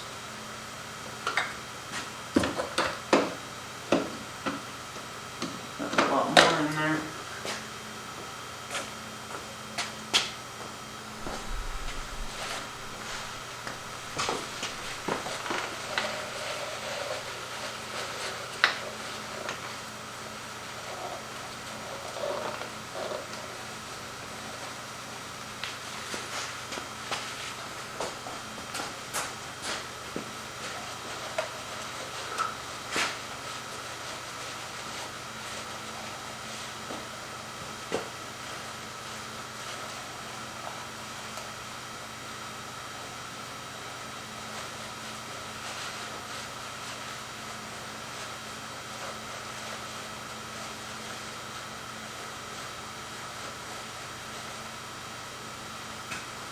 That is pretty black.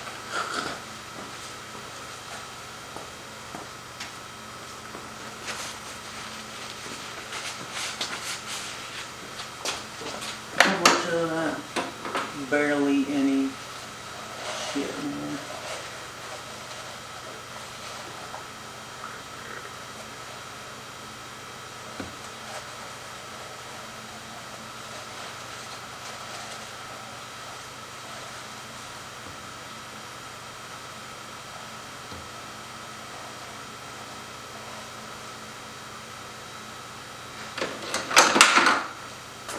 Pretty freaking black in there.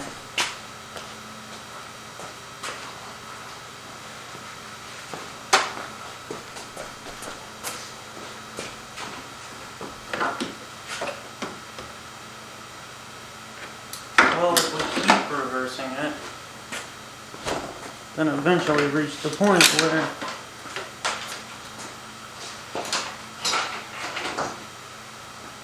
let's see where it's gotta go back over here. Because reversing it makes sense. We just got to pull this line off.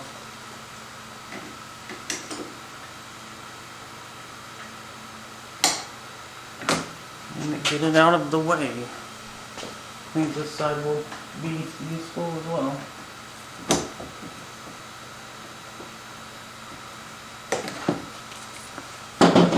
More power.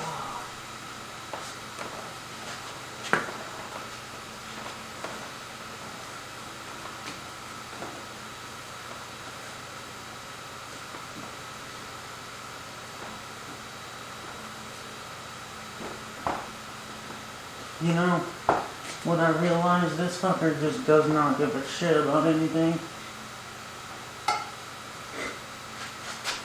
So a certain someone, and just based on how they respond,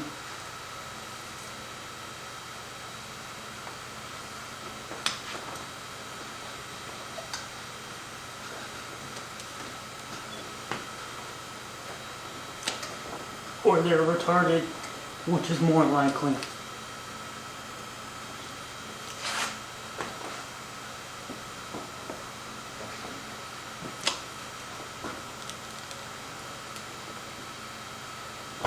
Most people are retarded.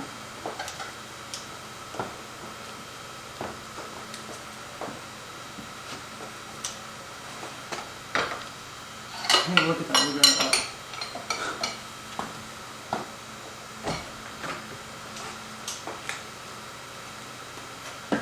Let's get that out of the way.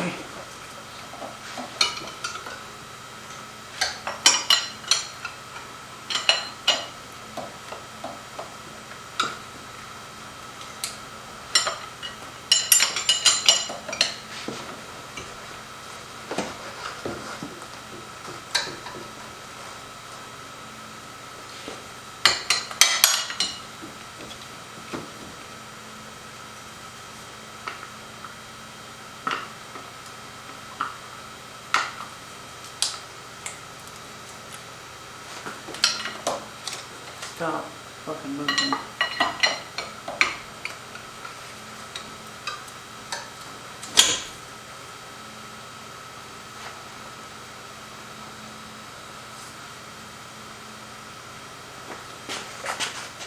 I need a fork or something.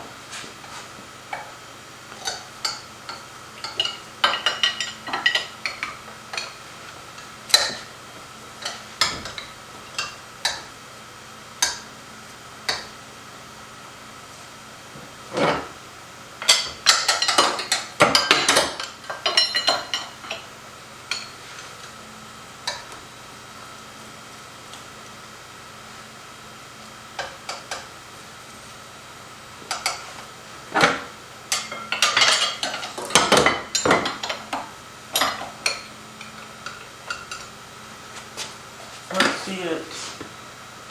I don't see any in there.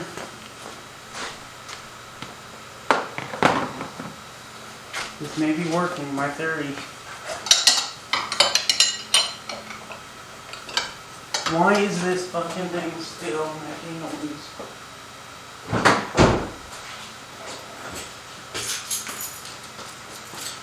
Thinks I'm sitting in there.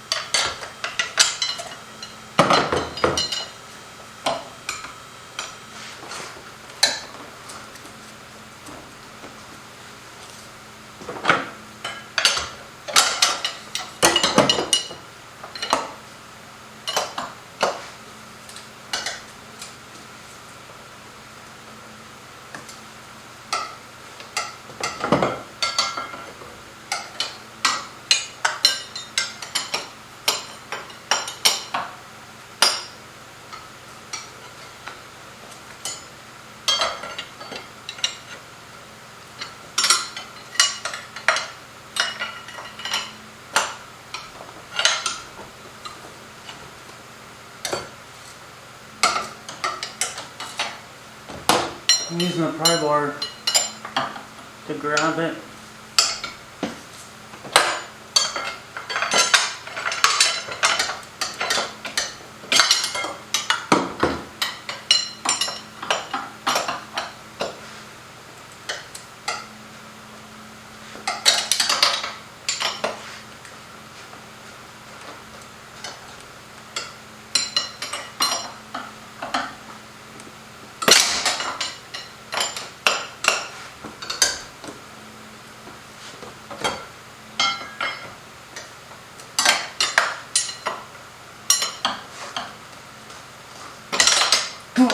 fucking dickweed.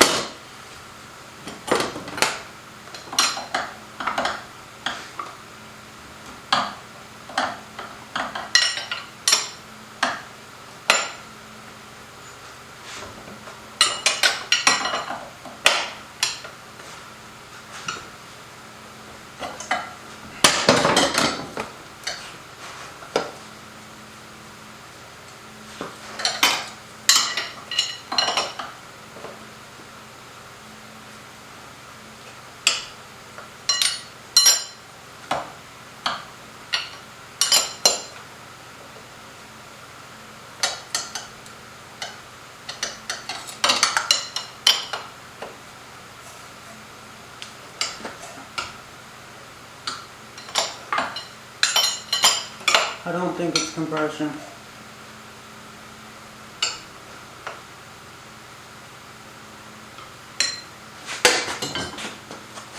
Let's hit it once.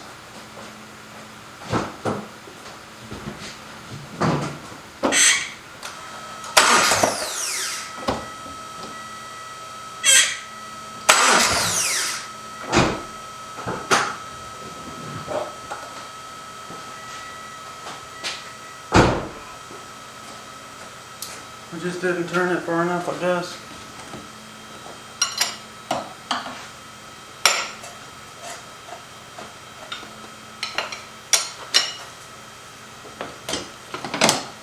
Well, we're gonna give it some time and not sit there and crank away at it as I break my wrist and all that shit. And my back and everything else. So, intake manifold does not fit on the FB. That is confirmed. Myth busted.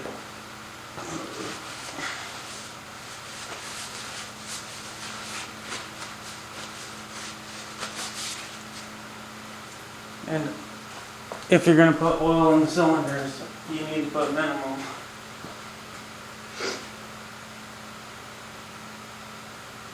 I'm pretty sure the gaskets are good, considering this.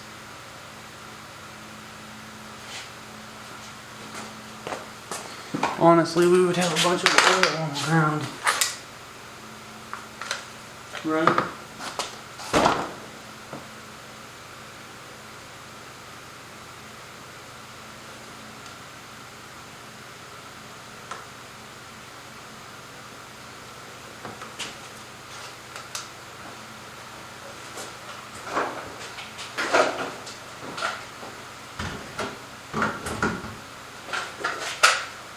To make the FB heads work on this, assuming they fit, which we'll know once we get everything.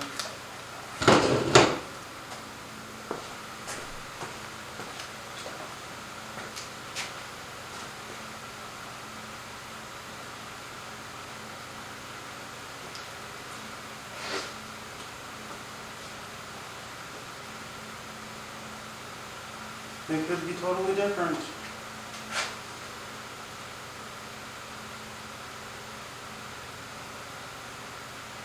We're going to find out, like, they look the same, in all honesty.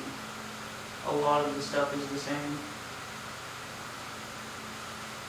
And so we're going to do some real race modifications.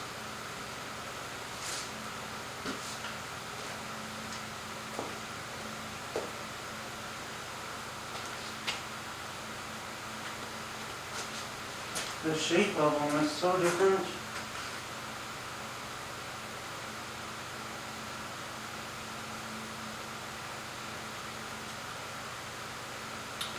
But what does the intake manifold actually do? Puts fuel into it and has the throttle button. And what else? Let's not leave this down here.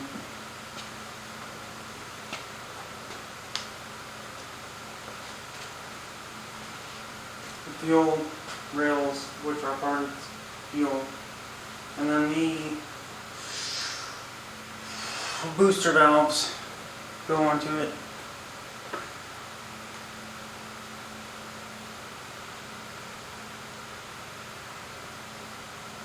vacuum. It is really simple engine considering past technologies. There's some sort of sensor on here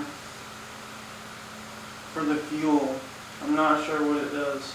It's under the intake manifold. This thing.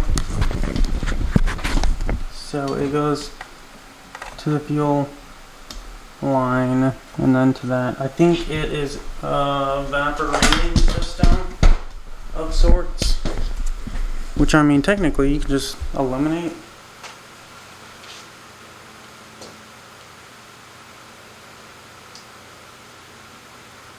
Those two for the throttle body. So where does the other one go? It goes under it, I think. Yeah.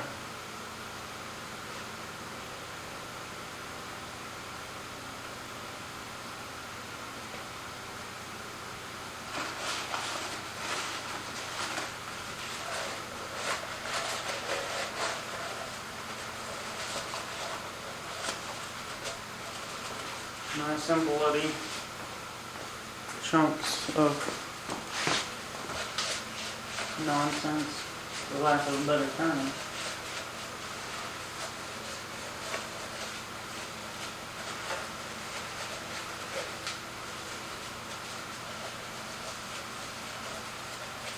I want to say that the gaskets are good. And so this topic that I seem to have found regarding the cylinder rings seating seems to be a thing. And one of the rebuilds I did previously, we had an issue where I pulled it right back out and did a total rebuild, and it worked. So I'm pretty sure that's what that is. I can't just flip the block over and get the oil on the top side too. That's why I was spraying air in there to agitate everything, to make sure.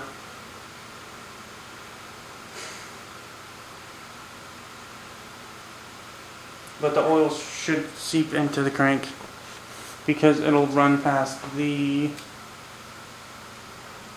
piston rings with time. I mean, it's going to be like a drip every 10 minutes. But there's enough room there for material such as oil to pass. That's why I said it could take a week.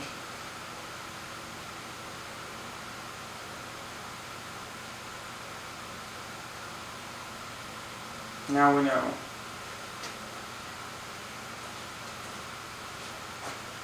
I swear that those brackets are the same for the alternator and such.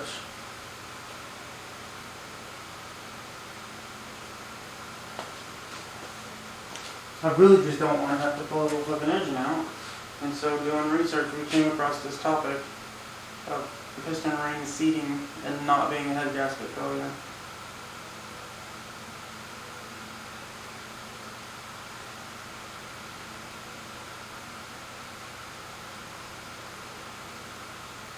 Let's hope that that's it.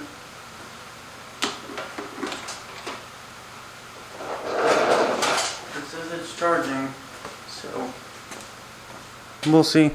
I mean, what else? We're waiting for the block. It'll be a couple days. It was supposed to get here today, but the truck broke down apparently. Because UPS is so much better than the other services, they actually tell you what happened. And it's not like, oh hey, it was at a facility one time, a week later. That was the last update you got. That didn't really say anything. UPS, USPS. And I tell people not to use it anymore because of all the issues I've had with it. It's just non-stop issues. There's no fuel that came out of that.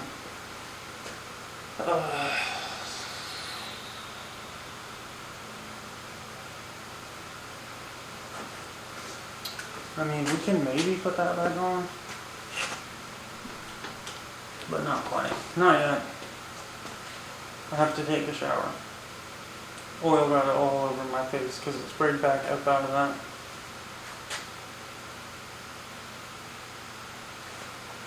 So one goes to the water crossover, and then the other goes to the other. So water cooling goes through the throttle body, because the top side should be pressure, right? Water pressure. And then the bottom's the drain.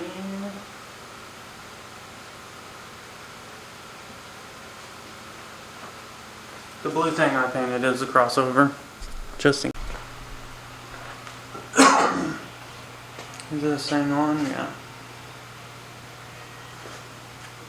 Let's see how it looks.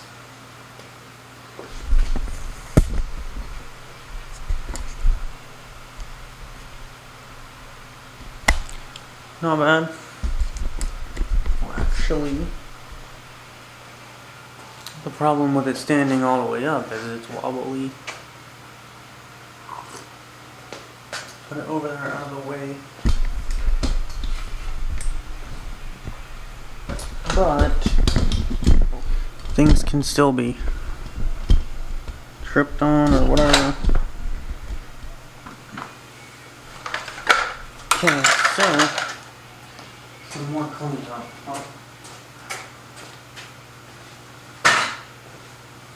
Just get shit out of the way.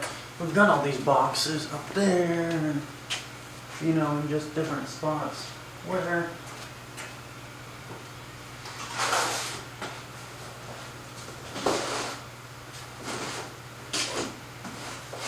I think things can be managed a little bit better. Put them up here.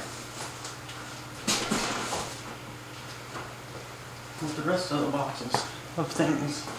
I guess that could be a box still. And then we gotta get rid of boxes that are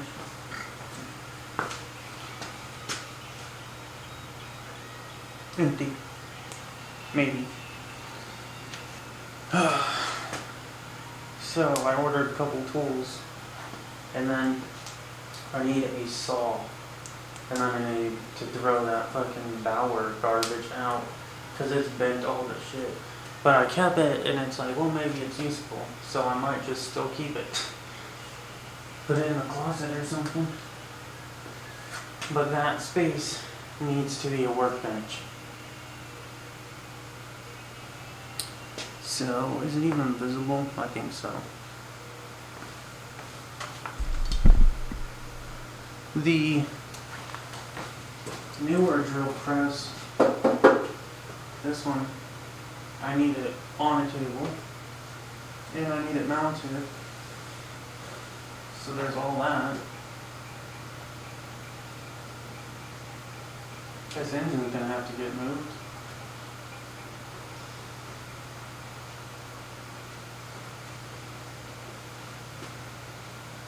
So we found out that this transmission will work with the Blazer.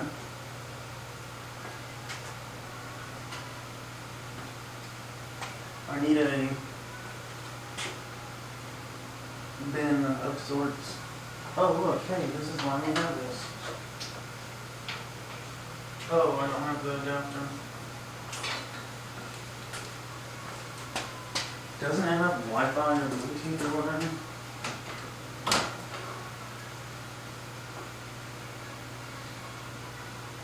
No, the main one does. Whatever. Now it's not really relevant. I do want to crank this over some more. Oh, that's why I came out here. I had totally forgot what I was doing.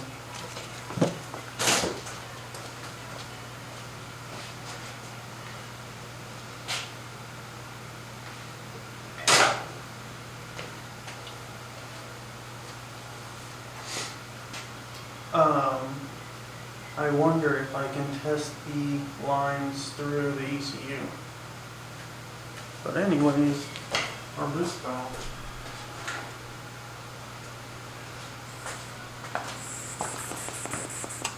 So the one that has free flow, we want to run to the wastegate, and then run this one to the top side. So bottom wastegate, top wastegate. That way, the equilibrium can be adjusted.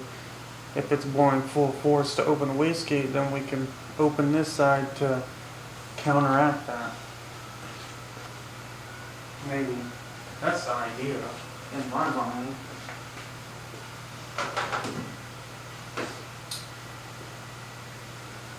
But I don't have the things.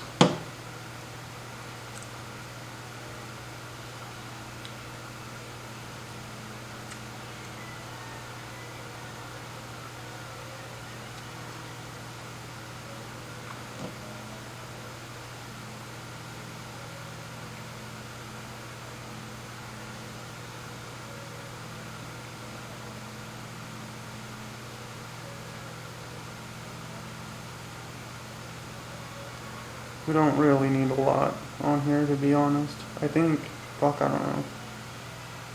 I don't have a lot of experience with this.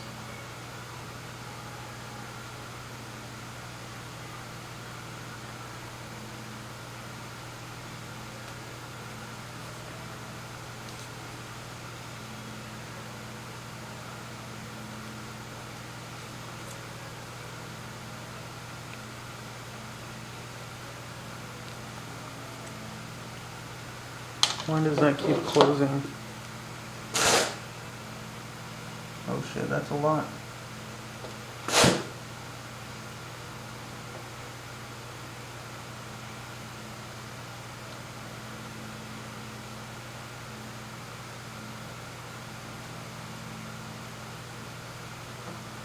Okay, I think that's good. Oh, we got a little bit left over.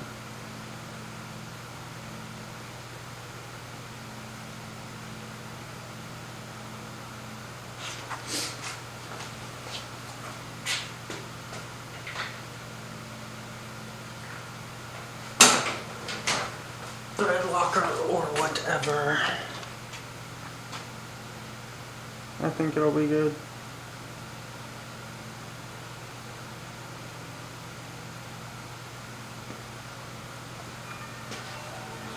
What do you say? That's a 10. Probably not though. Oh, it is.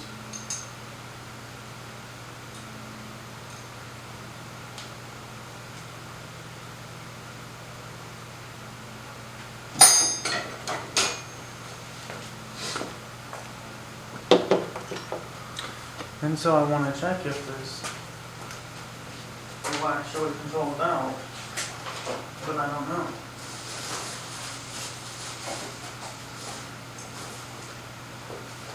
I was not going to post video on this, but then I'm just like, whatever.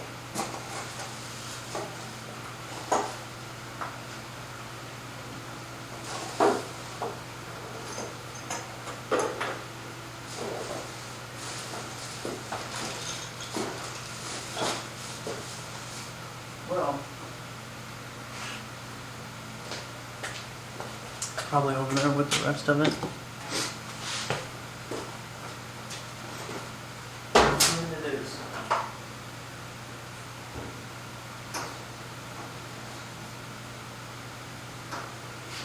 And so also, I got these disconnects for it. But if it's plugged into this, straight off there, the disconnect I want is for the other piece.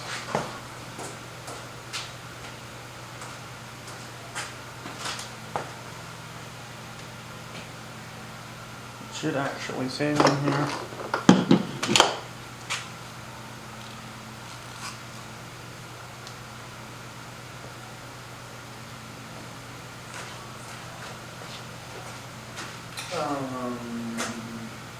I don't know if they're over there or not.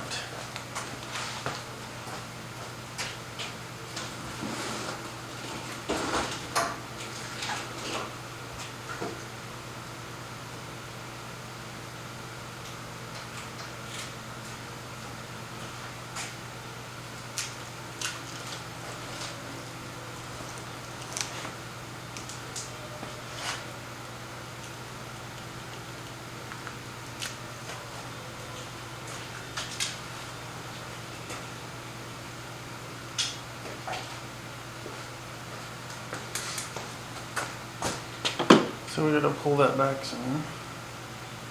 Fortunately, it's stiff enough to where I can push this back and forth on here. So this is our CE whatever line, black on the black.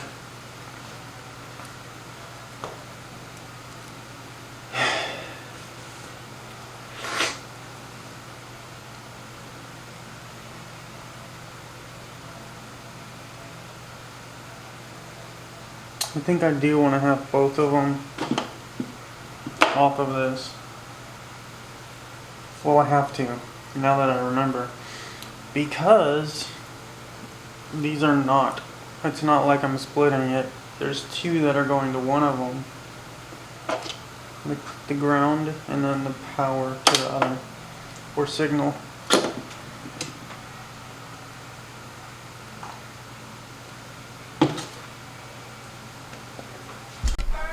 Alright, here we are.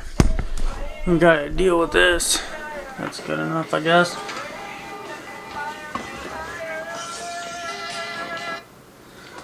Anyways, we're looking at... We gotta get our primer file. We can just copy the whole freaking thing, to be honest. It is on the desktop.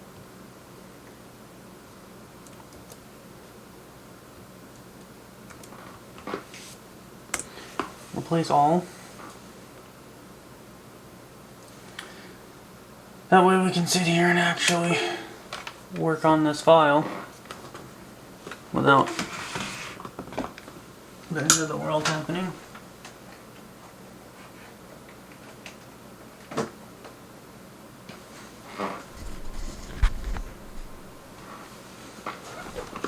So we gotta go in here to our USB, copy that over to the fresh folder, because that's where we are at on this one. Consistency is important, because having one thing named one way one place and then it named another somewhere else just starts a whole mess of problems. Where in the fuck is it like what I'm doing? It's fresh.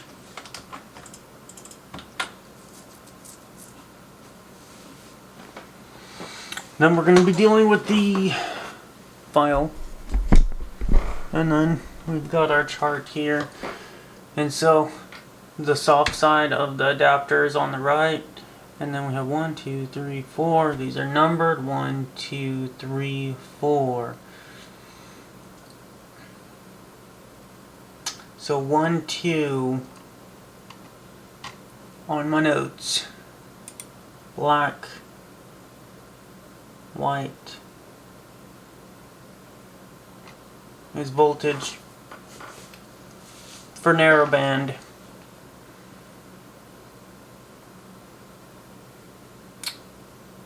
Yellow, white is ground. Is that right? Yes. The only freaking yellow one. Red, yellow. Yes, it's supposed to be red, yellow. But it's not, it's 4, it's the bottom corner. So we should connect to the top, left, and the bottom corner. I don't know why this is taking fucking years. Oh, you are copying the wrong fucking thing. It's not November. Well, shit, let's just...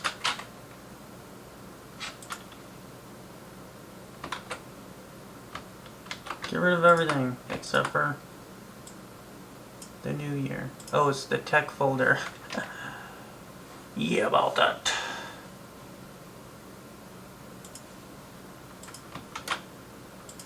I'm not sure what happened there.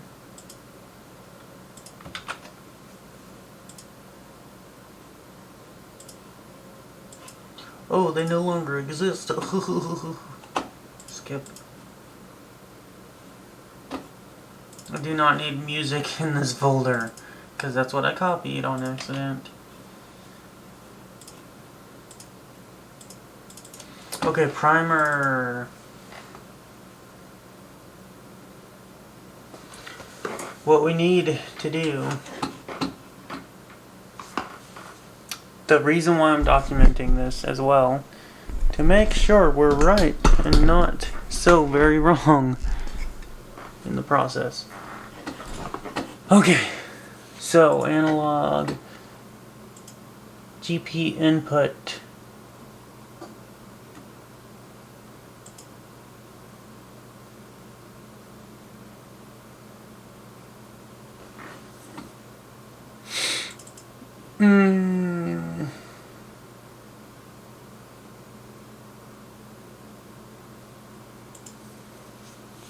How to set this up, I'm not sure. Calibration. Do we have a calibration table over here that we can actually establish? I think so. Yeah, that looks like it. So how do we convert the signal into, let's just say boost pressure signal into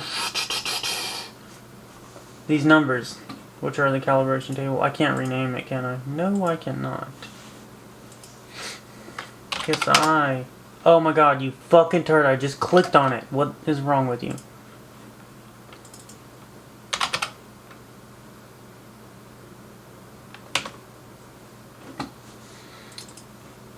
Volts, yes. Pressure.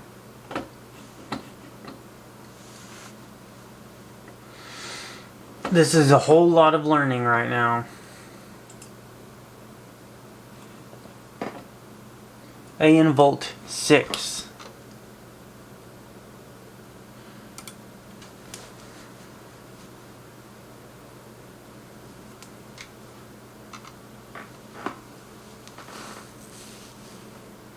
Oh.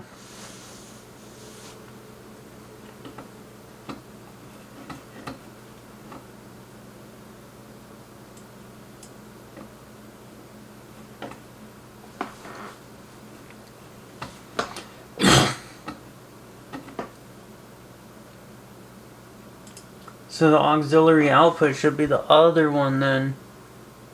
GP.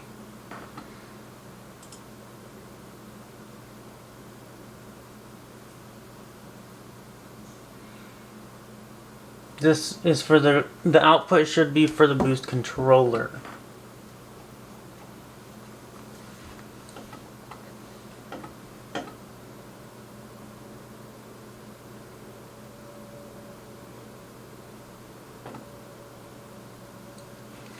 Which is gonna be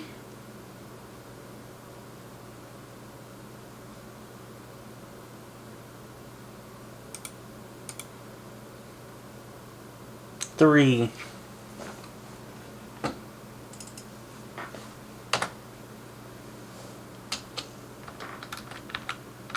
I can't type. And this table's disintegrating. Okay, so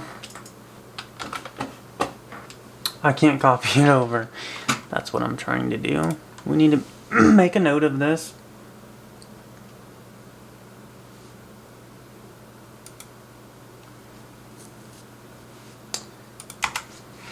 One, two, three, four.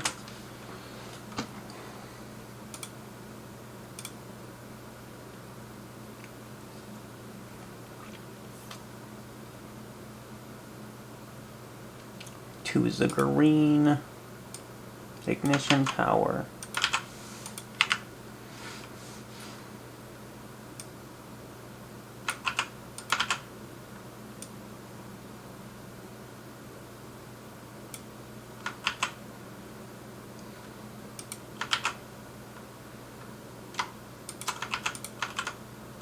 No.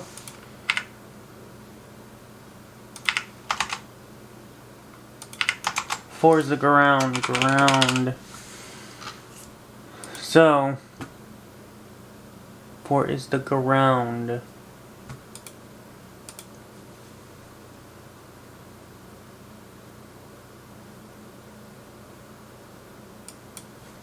where blue. So we made notes where the red, yellow is ground, because this is ground. We've already researched this, and then this is our input. We're reading pressure. This is our output. We're sending a signal out, and then this is our ignition. And so we make a notes here where if we're looking at the actual sensor,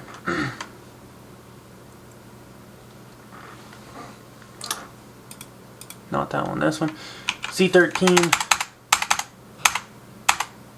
this is it, and we have 1, 2, 3, 4, where the soft side is on the right. And so we labeled them 1, 2, 3, 4. That way we know what's going on here. That way I have a reference. C13 oxygen sensor. See, and you can buy the auxiliary connection for this to where you don't have to tap this. But why in the hell would I do that? All the wiring and all the harnesses already ran there. And it's just like...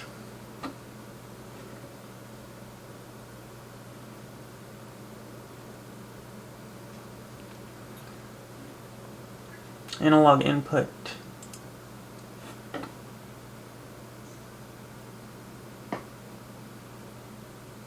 Oh man, I could switch that thing out. I have to pull up the numbers for the data on this to calibrate before I can go anywhere. I forgot to turn this on. So the only bit of data that I actually have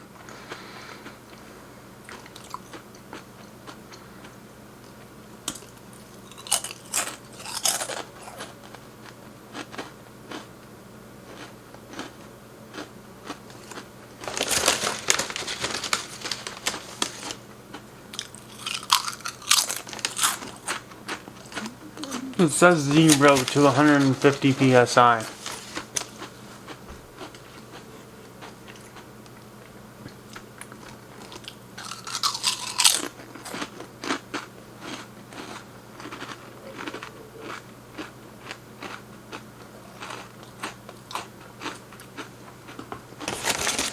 That's wrong. 180 ohms is our maximum.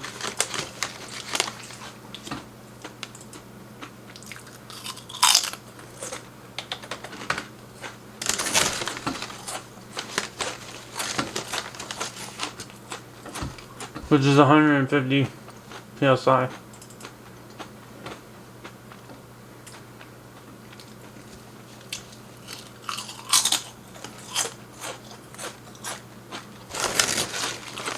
That's as good as I'm getting it for now, I guess.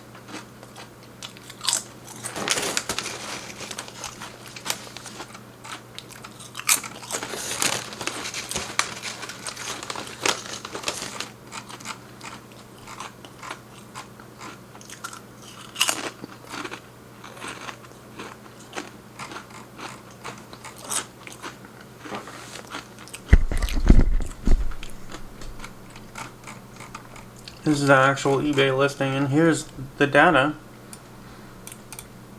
Sensor for depth gauge. I'll have to pull that up.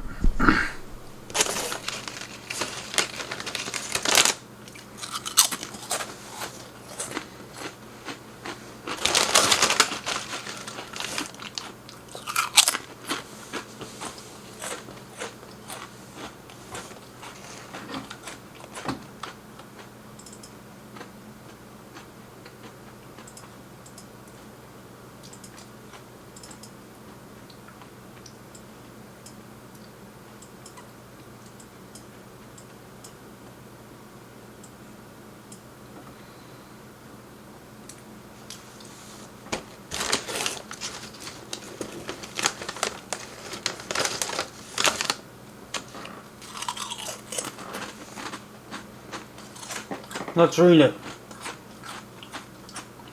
External pull-up resistor. This setting is visible for ECT, IAT, etc. General purpose GP analogs. And fuel level.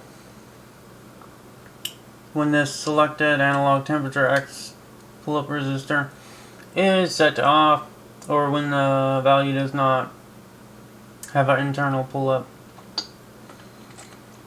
The value in the setting is used when the calibrated table uses resistor ohms instead of voltage. Oh, so I should turn it off then, huh? Will that change the table? Or did it change it over? I don't know the voltage. That's the problem. There's no information regarding voltage.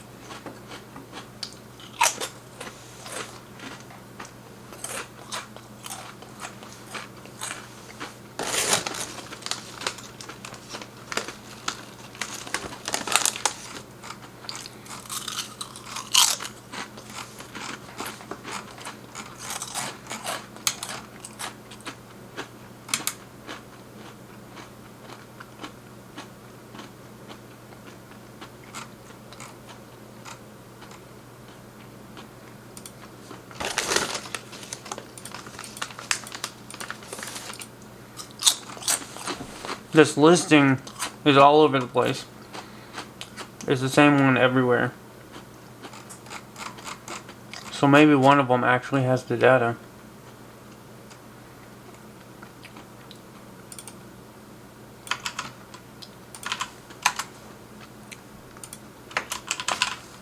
Data sheet.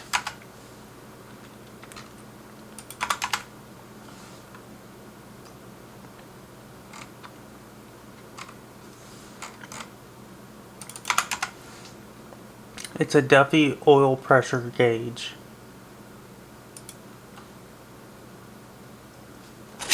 Sensor.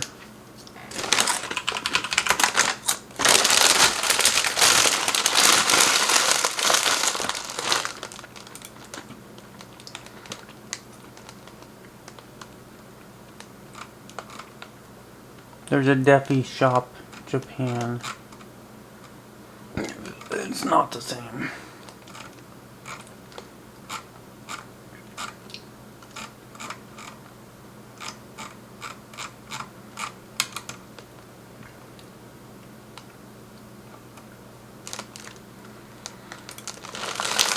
I need a calibration table, but yeah, that's it for now.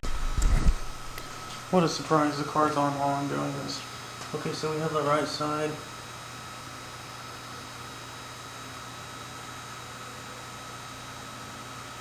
The white is ground. Then one of the two blacks.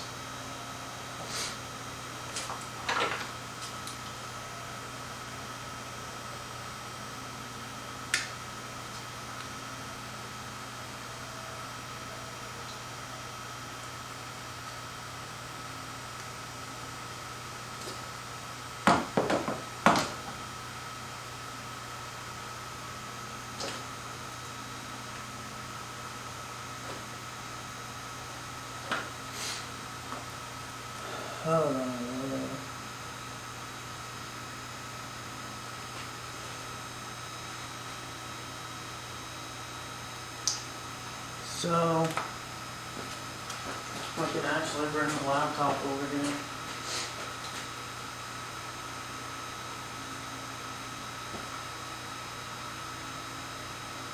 Which one did I say it was?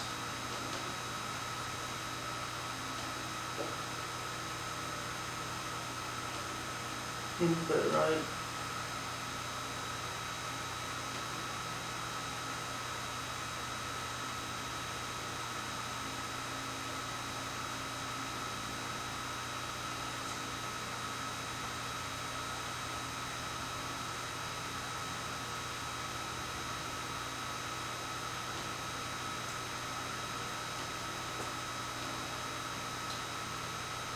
That's definitely it, the general purpose one.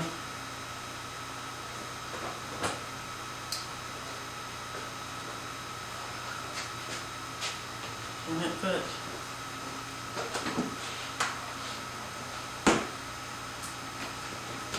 Put it over there.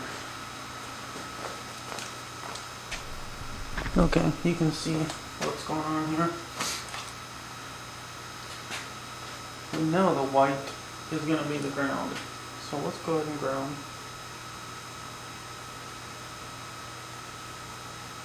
Minusculely. You don't want to short these out, but fuck. What can you do?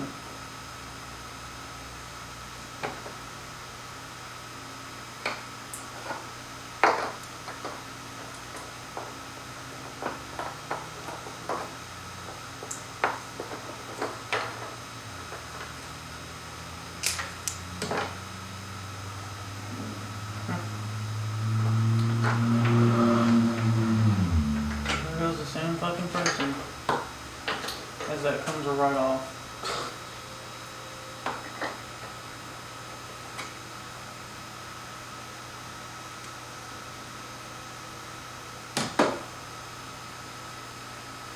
I bet you it's some turd chasing after some ugly girl. Because that's how it always goes. That's all she wrote. And the girl probably not even interested in the dude, and he lives in some delusional world that that's the case. But then out of loneliness she accepts it, because she just doesn't want to be alone.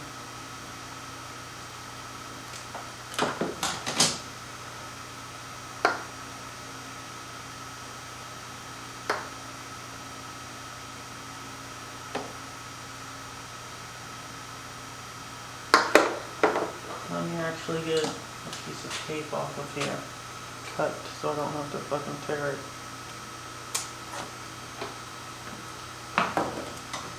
And then I can actually put it on here.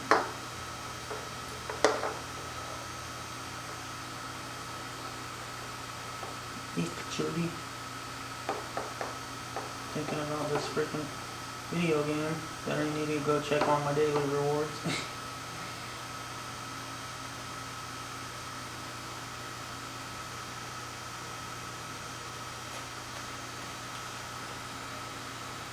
I did the same thing.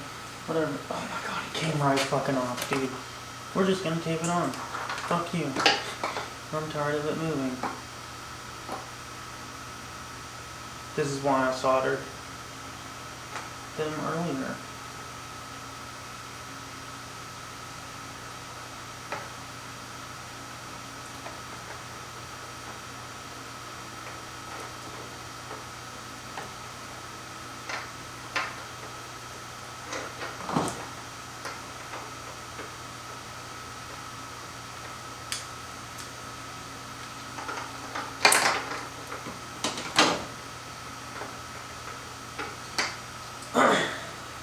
Okay. Where are we at? 2.2 is the voltage. Just the neutral voltage. It's not great.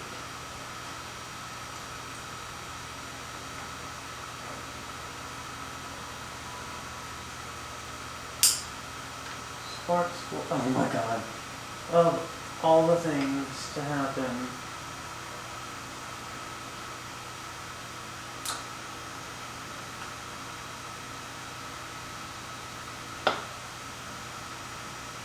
Could I just boil it?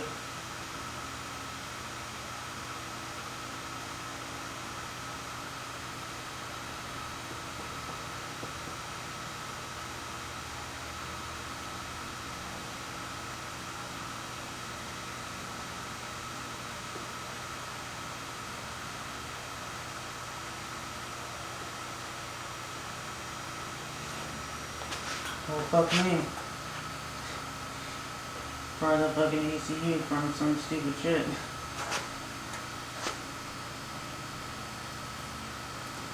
Right?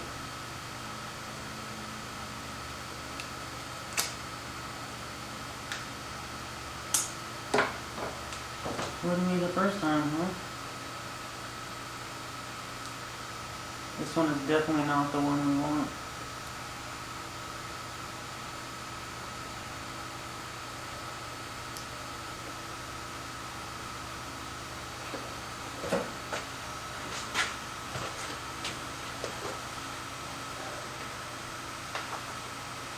just hope we didn't cause any fucking issues.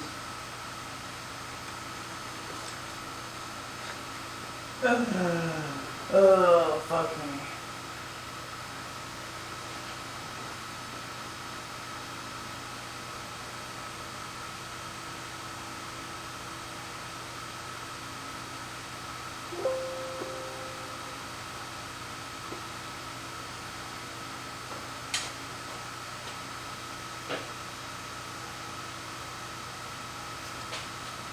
Oh, I hate this. Everything's getting an error now.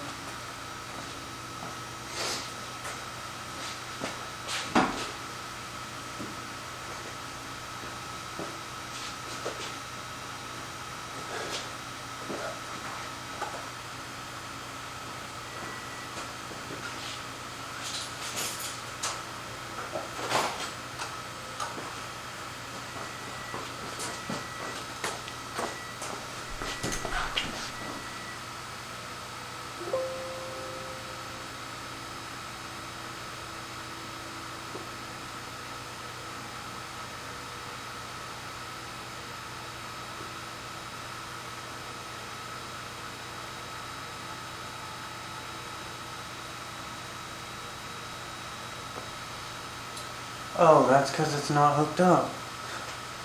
My freaking ass.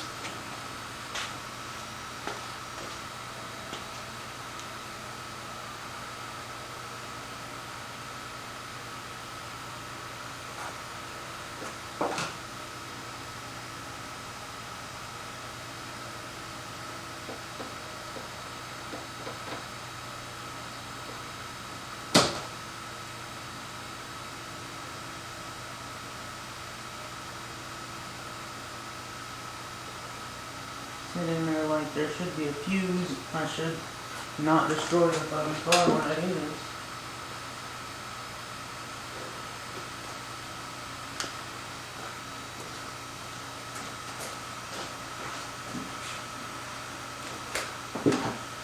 Let the sparks fly. I don't even care these days. Whatever. Let's zip around.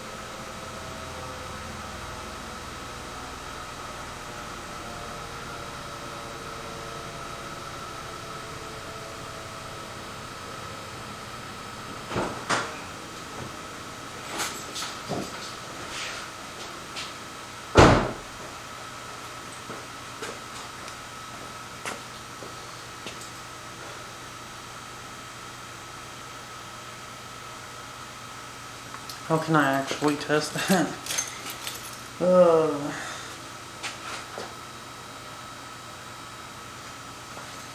And whether or not I fucking destroyed it in the process.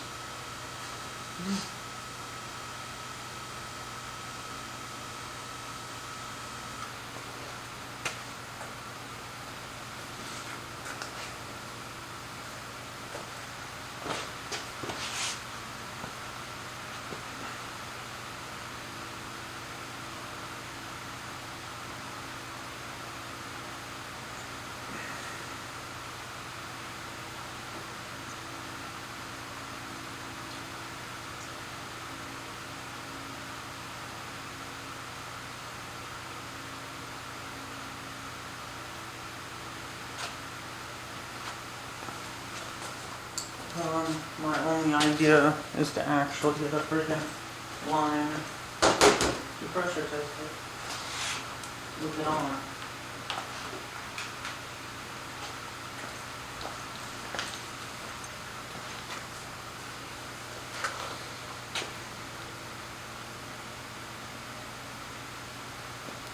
I need to go check the info first. It's totally wrong.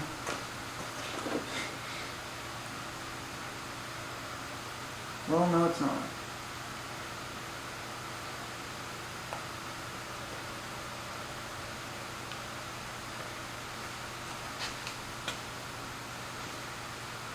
I've got to pull that off to check it. I mean, there's no other options. It's hooked up right now, right?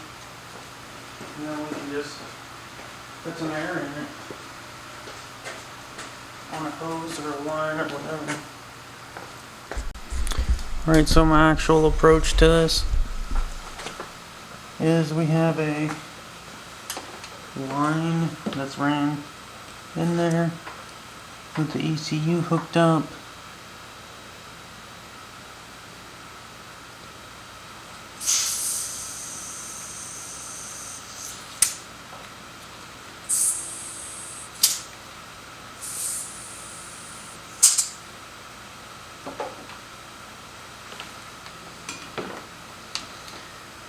And apparently it's no good.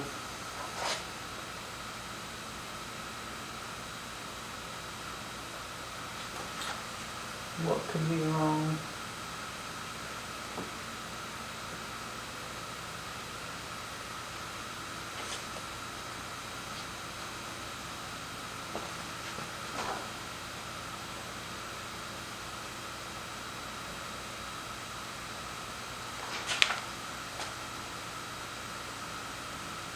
I could fit it straight to this and fuse it down, but that's not going to change anything.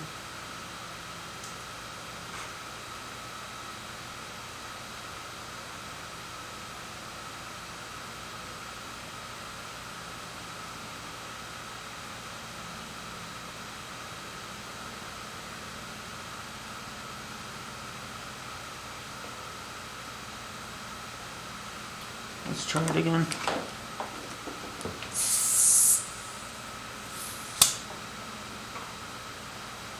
I could have fried it earlier too. Which sucks, but whatever.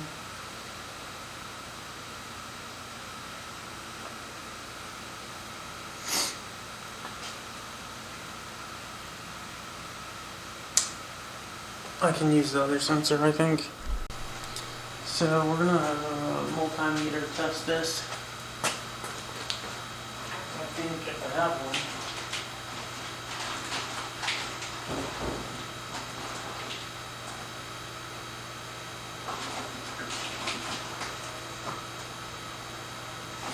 I kind of need to know the voltage of that, which should be signal.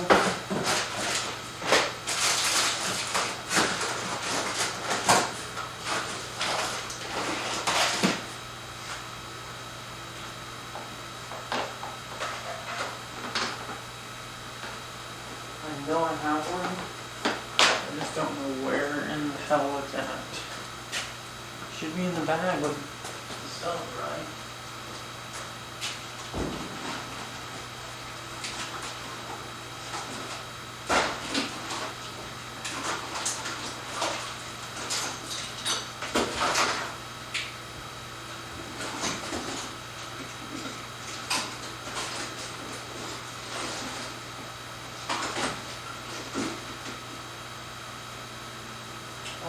useless shit.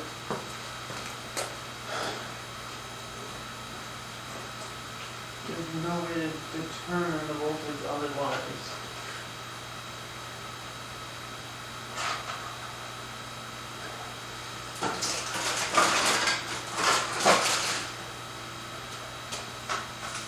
Where could it be?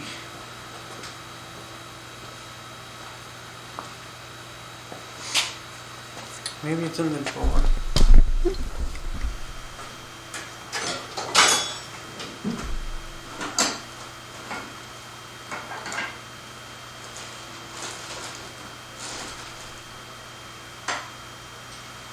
I cannot forget that I have to make some phone calls today.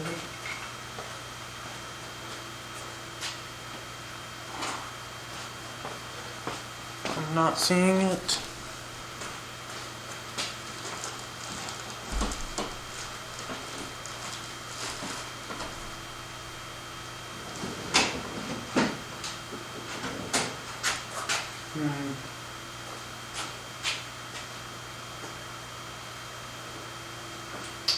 This is complicated.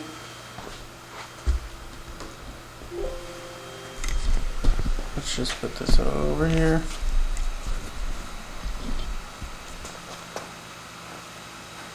I can touch the wires back and forth and see if we get something.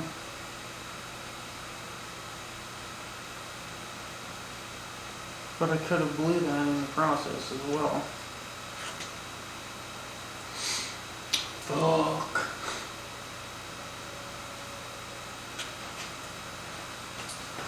Let's just do what we can for this moment.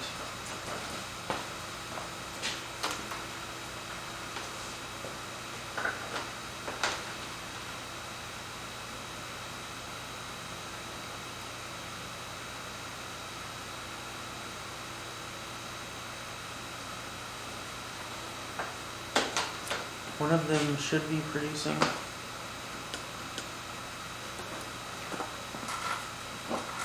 a signal.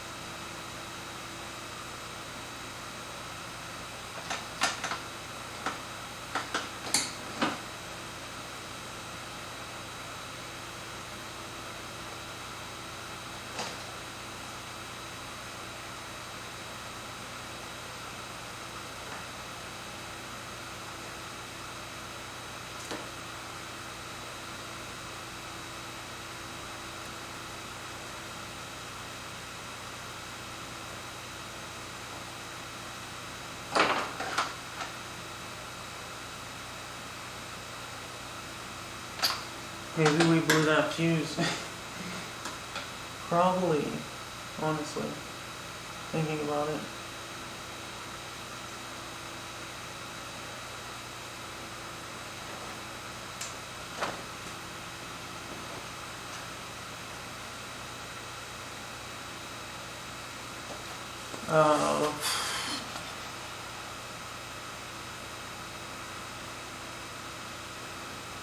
Is there a fuse for the heater O2 wideband sensor on the VRZ?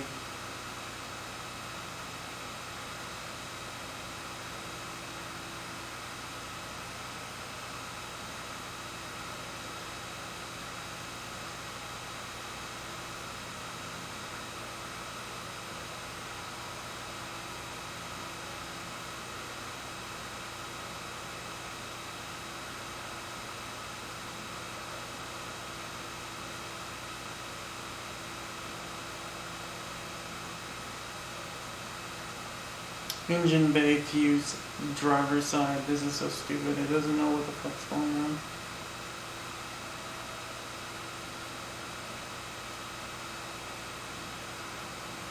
You'll see it throw a code is what it's saying.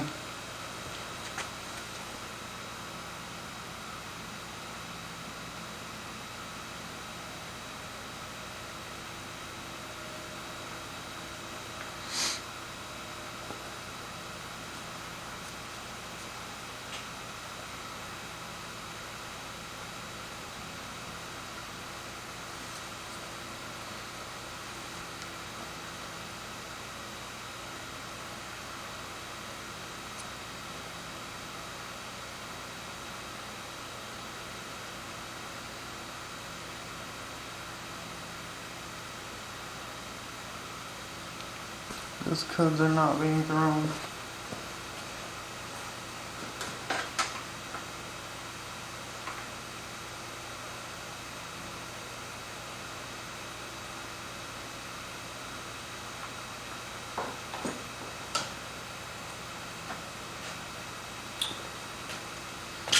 See, the whole reason why I wasn't using this one is because I think it's a 5 volt.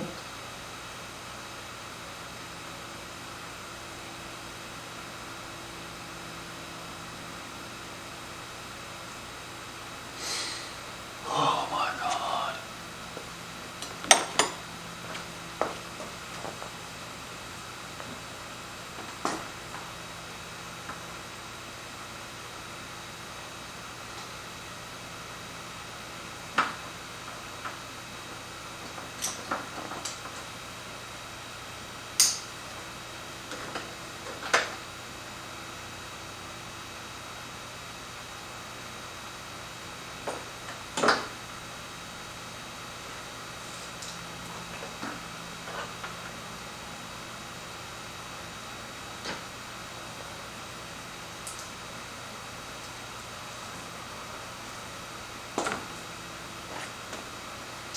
Okay, so this is not working.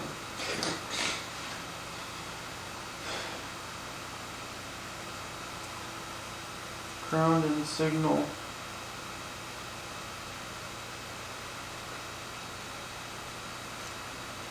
Pretty sure I fucking tried it. Let's check that fuse. Okay, we're gonna crank it and see what's going on.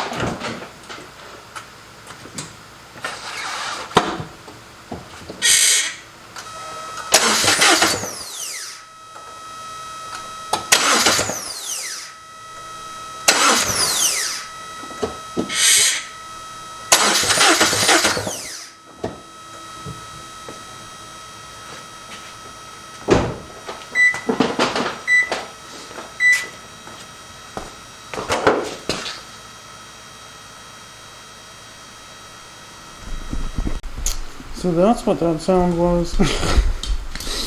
I was like, well, we might as well check the fuse here. And sure enough, it's blown. 15 amp. It's centered between two other 15 amps. It's the only one that's centered between two others.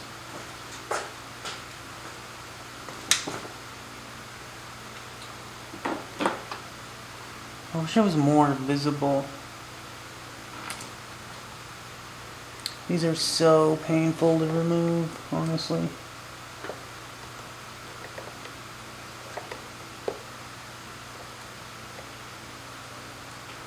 I don't have the original tool because who fucking knows where they went.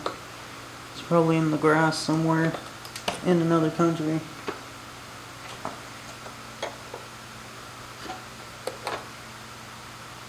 That one's fine.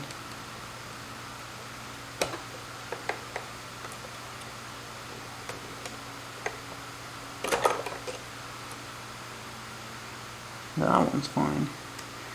Do I have any of these? I know I have fuses, but I don't know if I have any of these.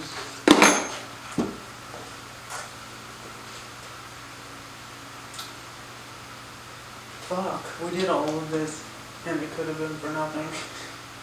Anyways, we needed to put a bypass patch for that. And then we can probably test it again. Honestly. What else do we get?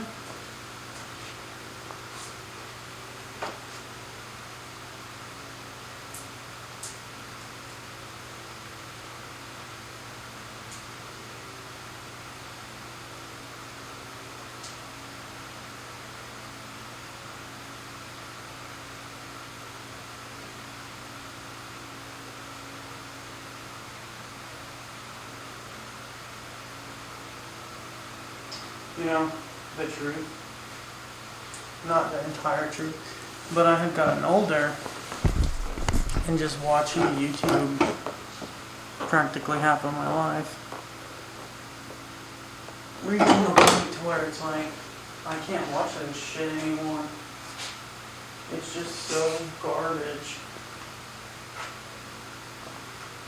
And now that I'm doing that myself, it's totally different.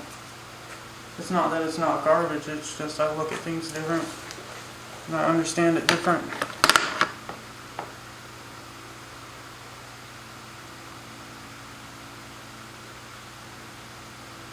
So we're going to presume that we were right.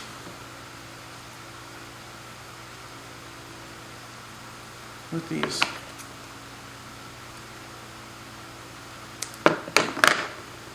I don't need a lot of tape on this other one.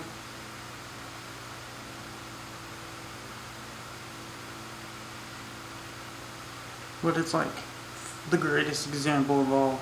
People freaking love Mr. Beast and all that, and I'm like, that's just straight garbage. Like, beyond fake. And for what purpose? Financial gains, right? I mean, he's not doing it because he likes doing it. But then somehow that's how it turns out. He has to find some sort of enjoyment in his misery.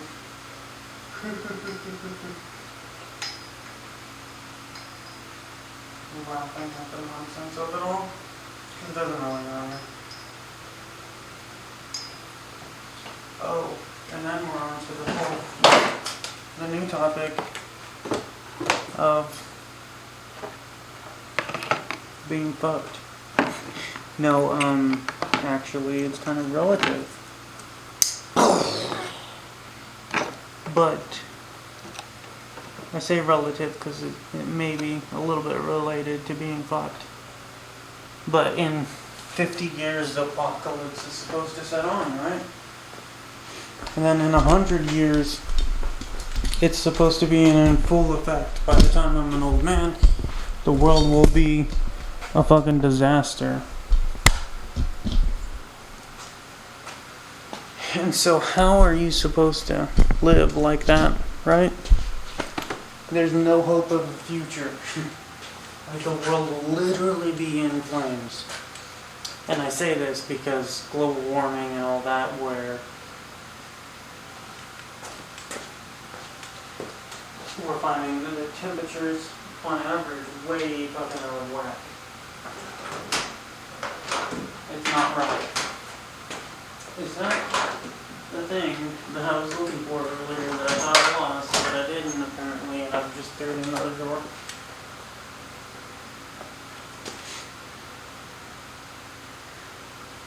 Anyways, I do want to check that if I can.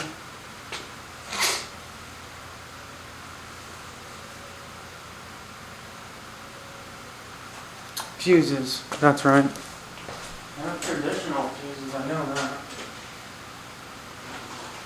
I think they're in the box over there, not over here.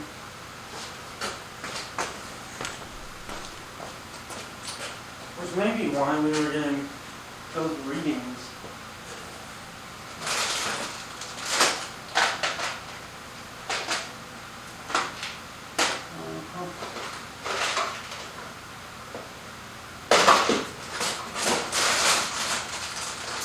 I might not have any of the old style ones, but not these fucking midget ones that are straight garbage. Why?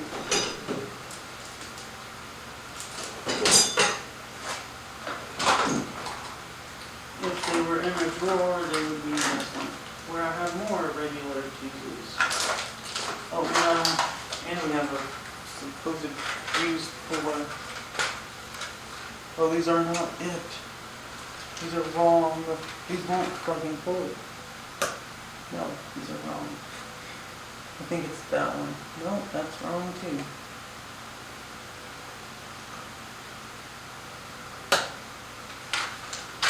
Yeah. These are not mini fuses, apparently. Even though that's what that says that they are.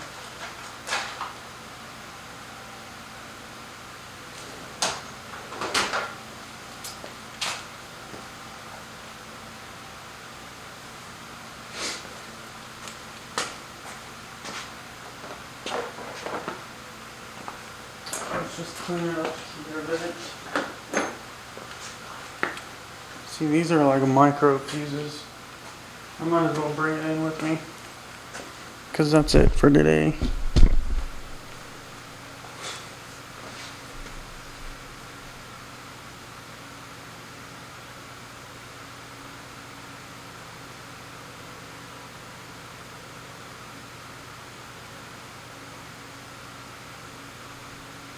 The engine's so fucking hard to turn. Anyways, it's got the charger on it, right? It says it's charging. What's our voltage over here? 13 volts. We're getting there.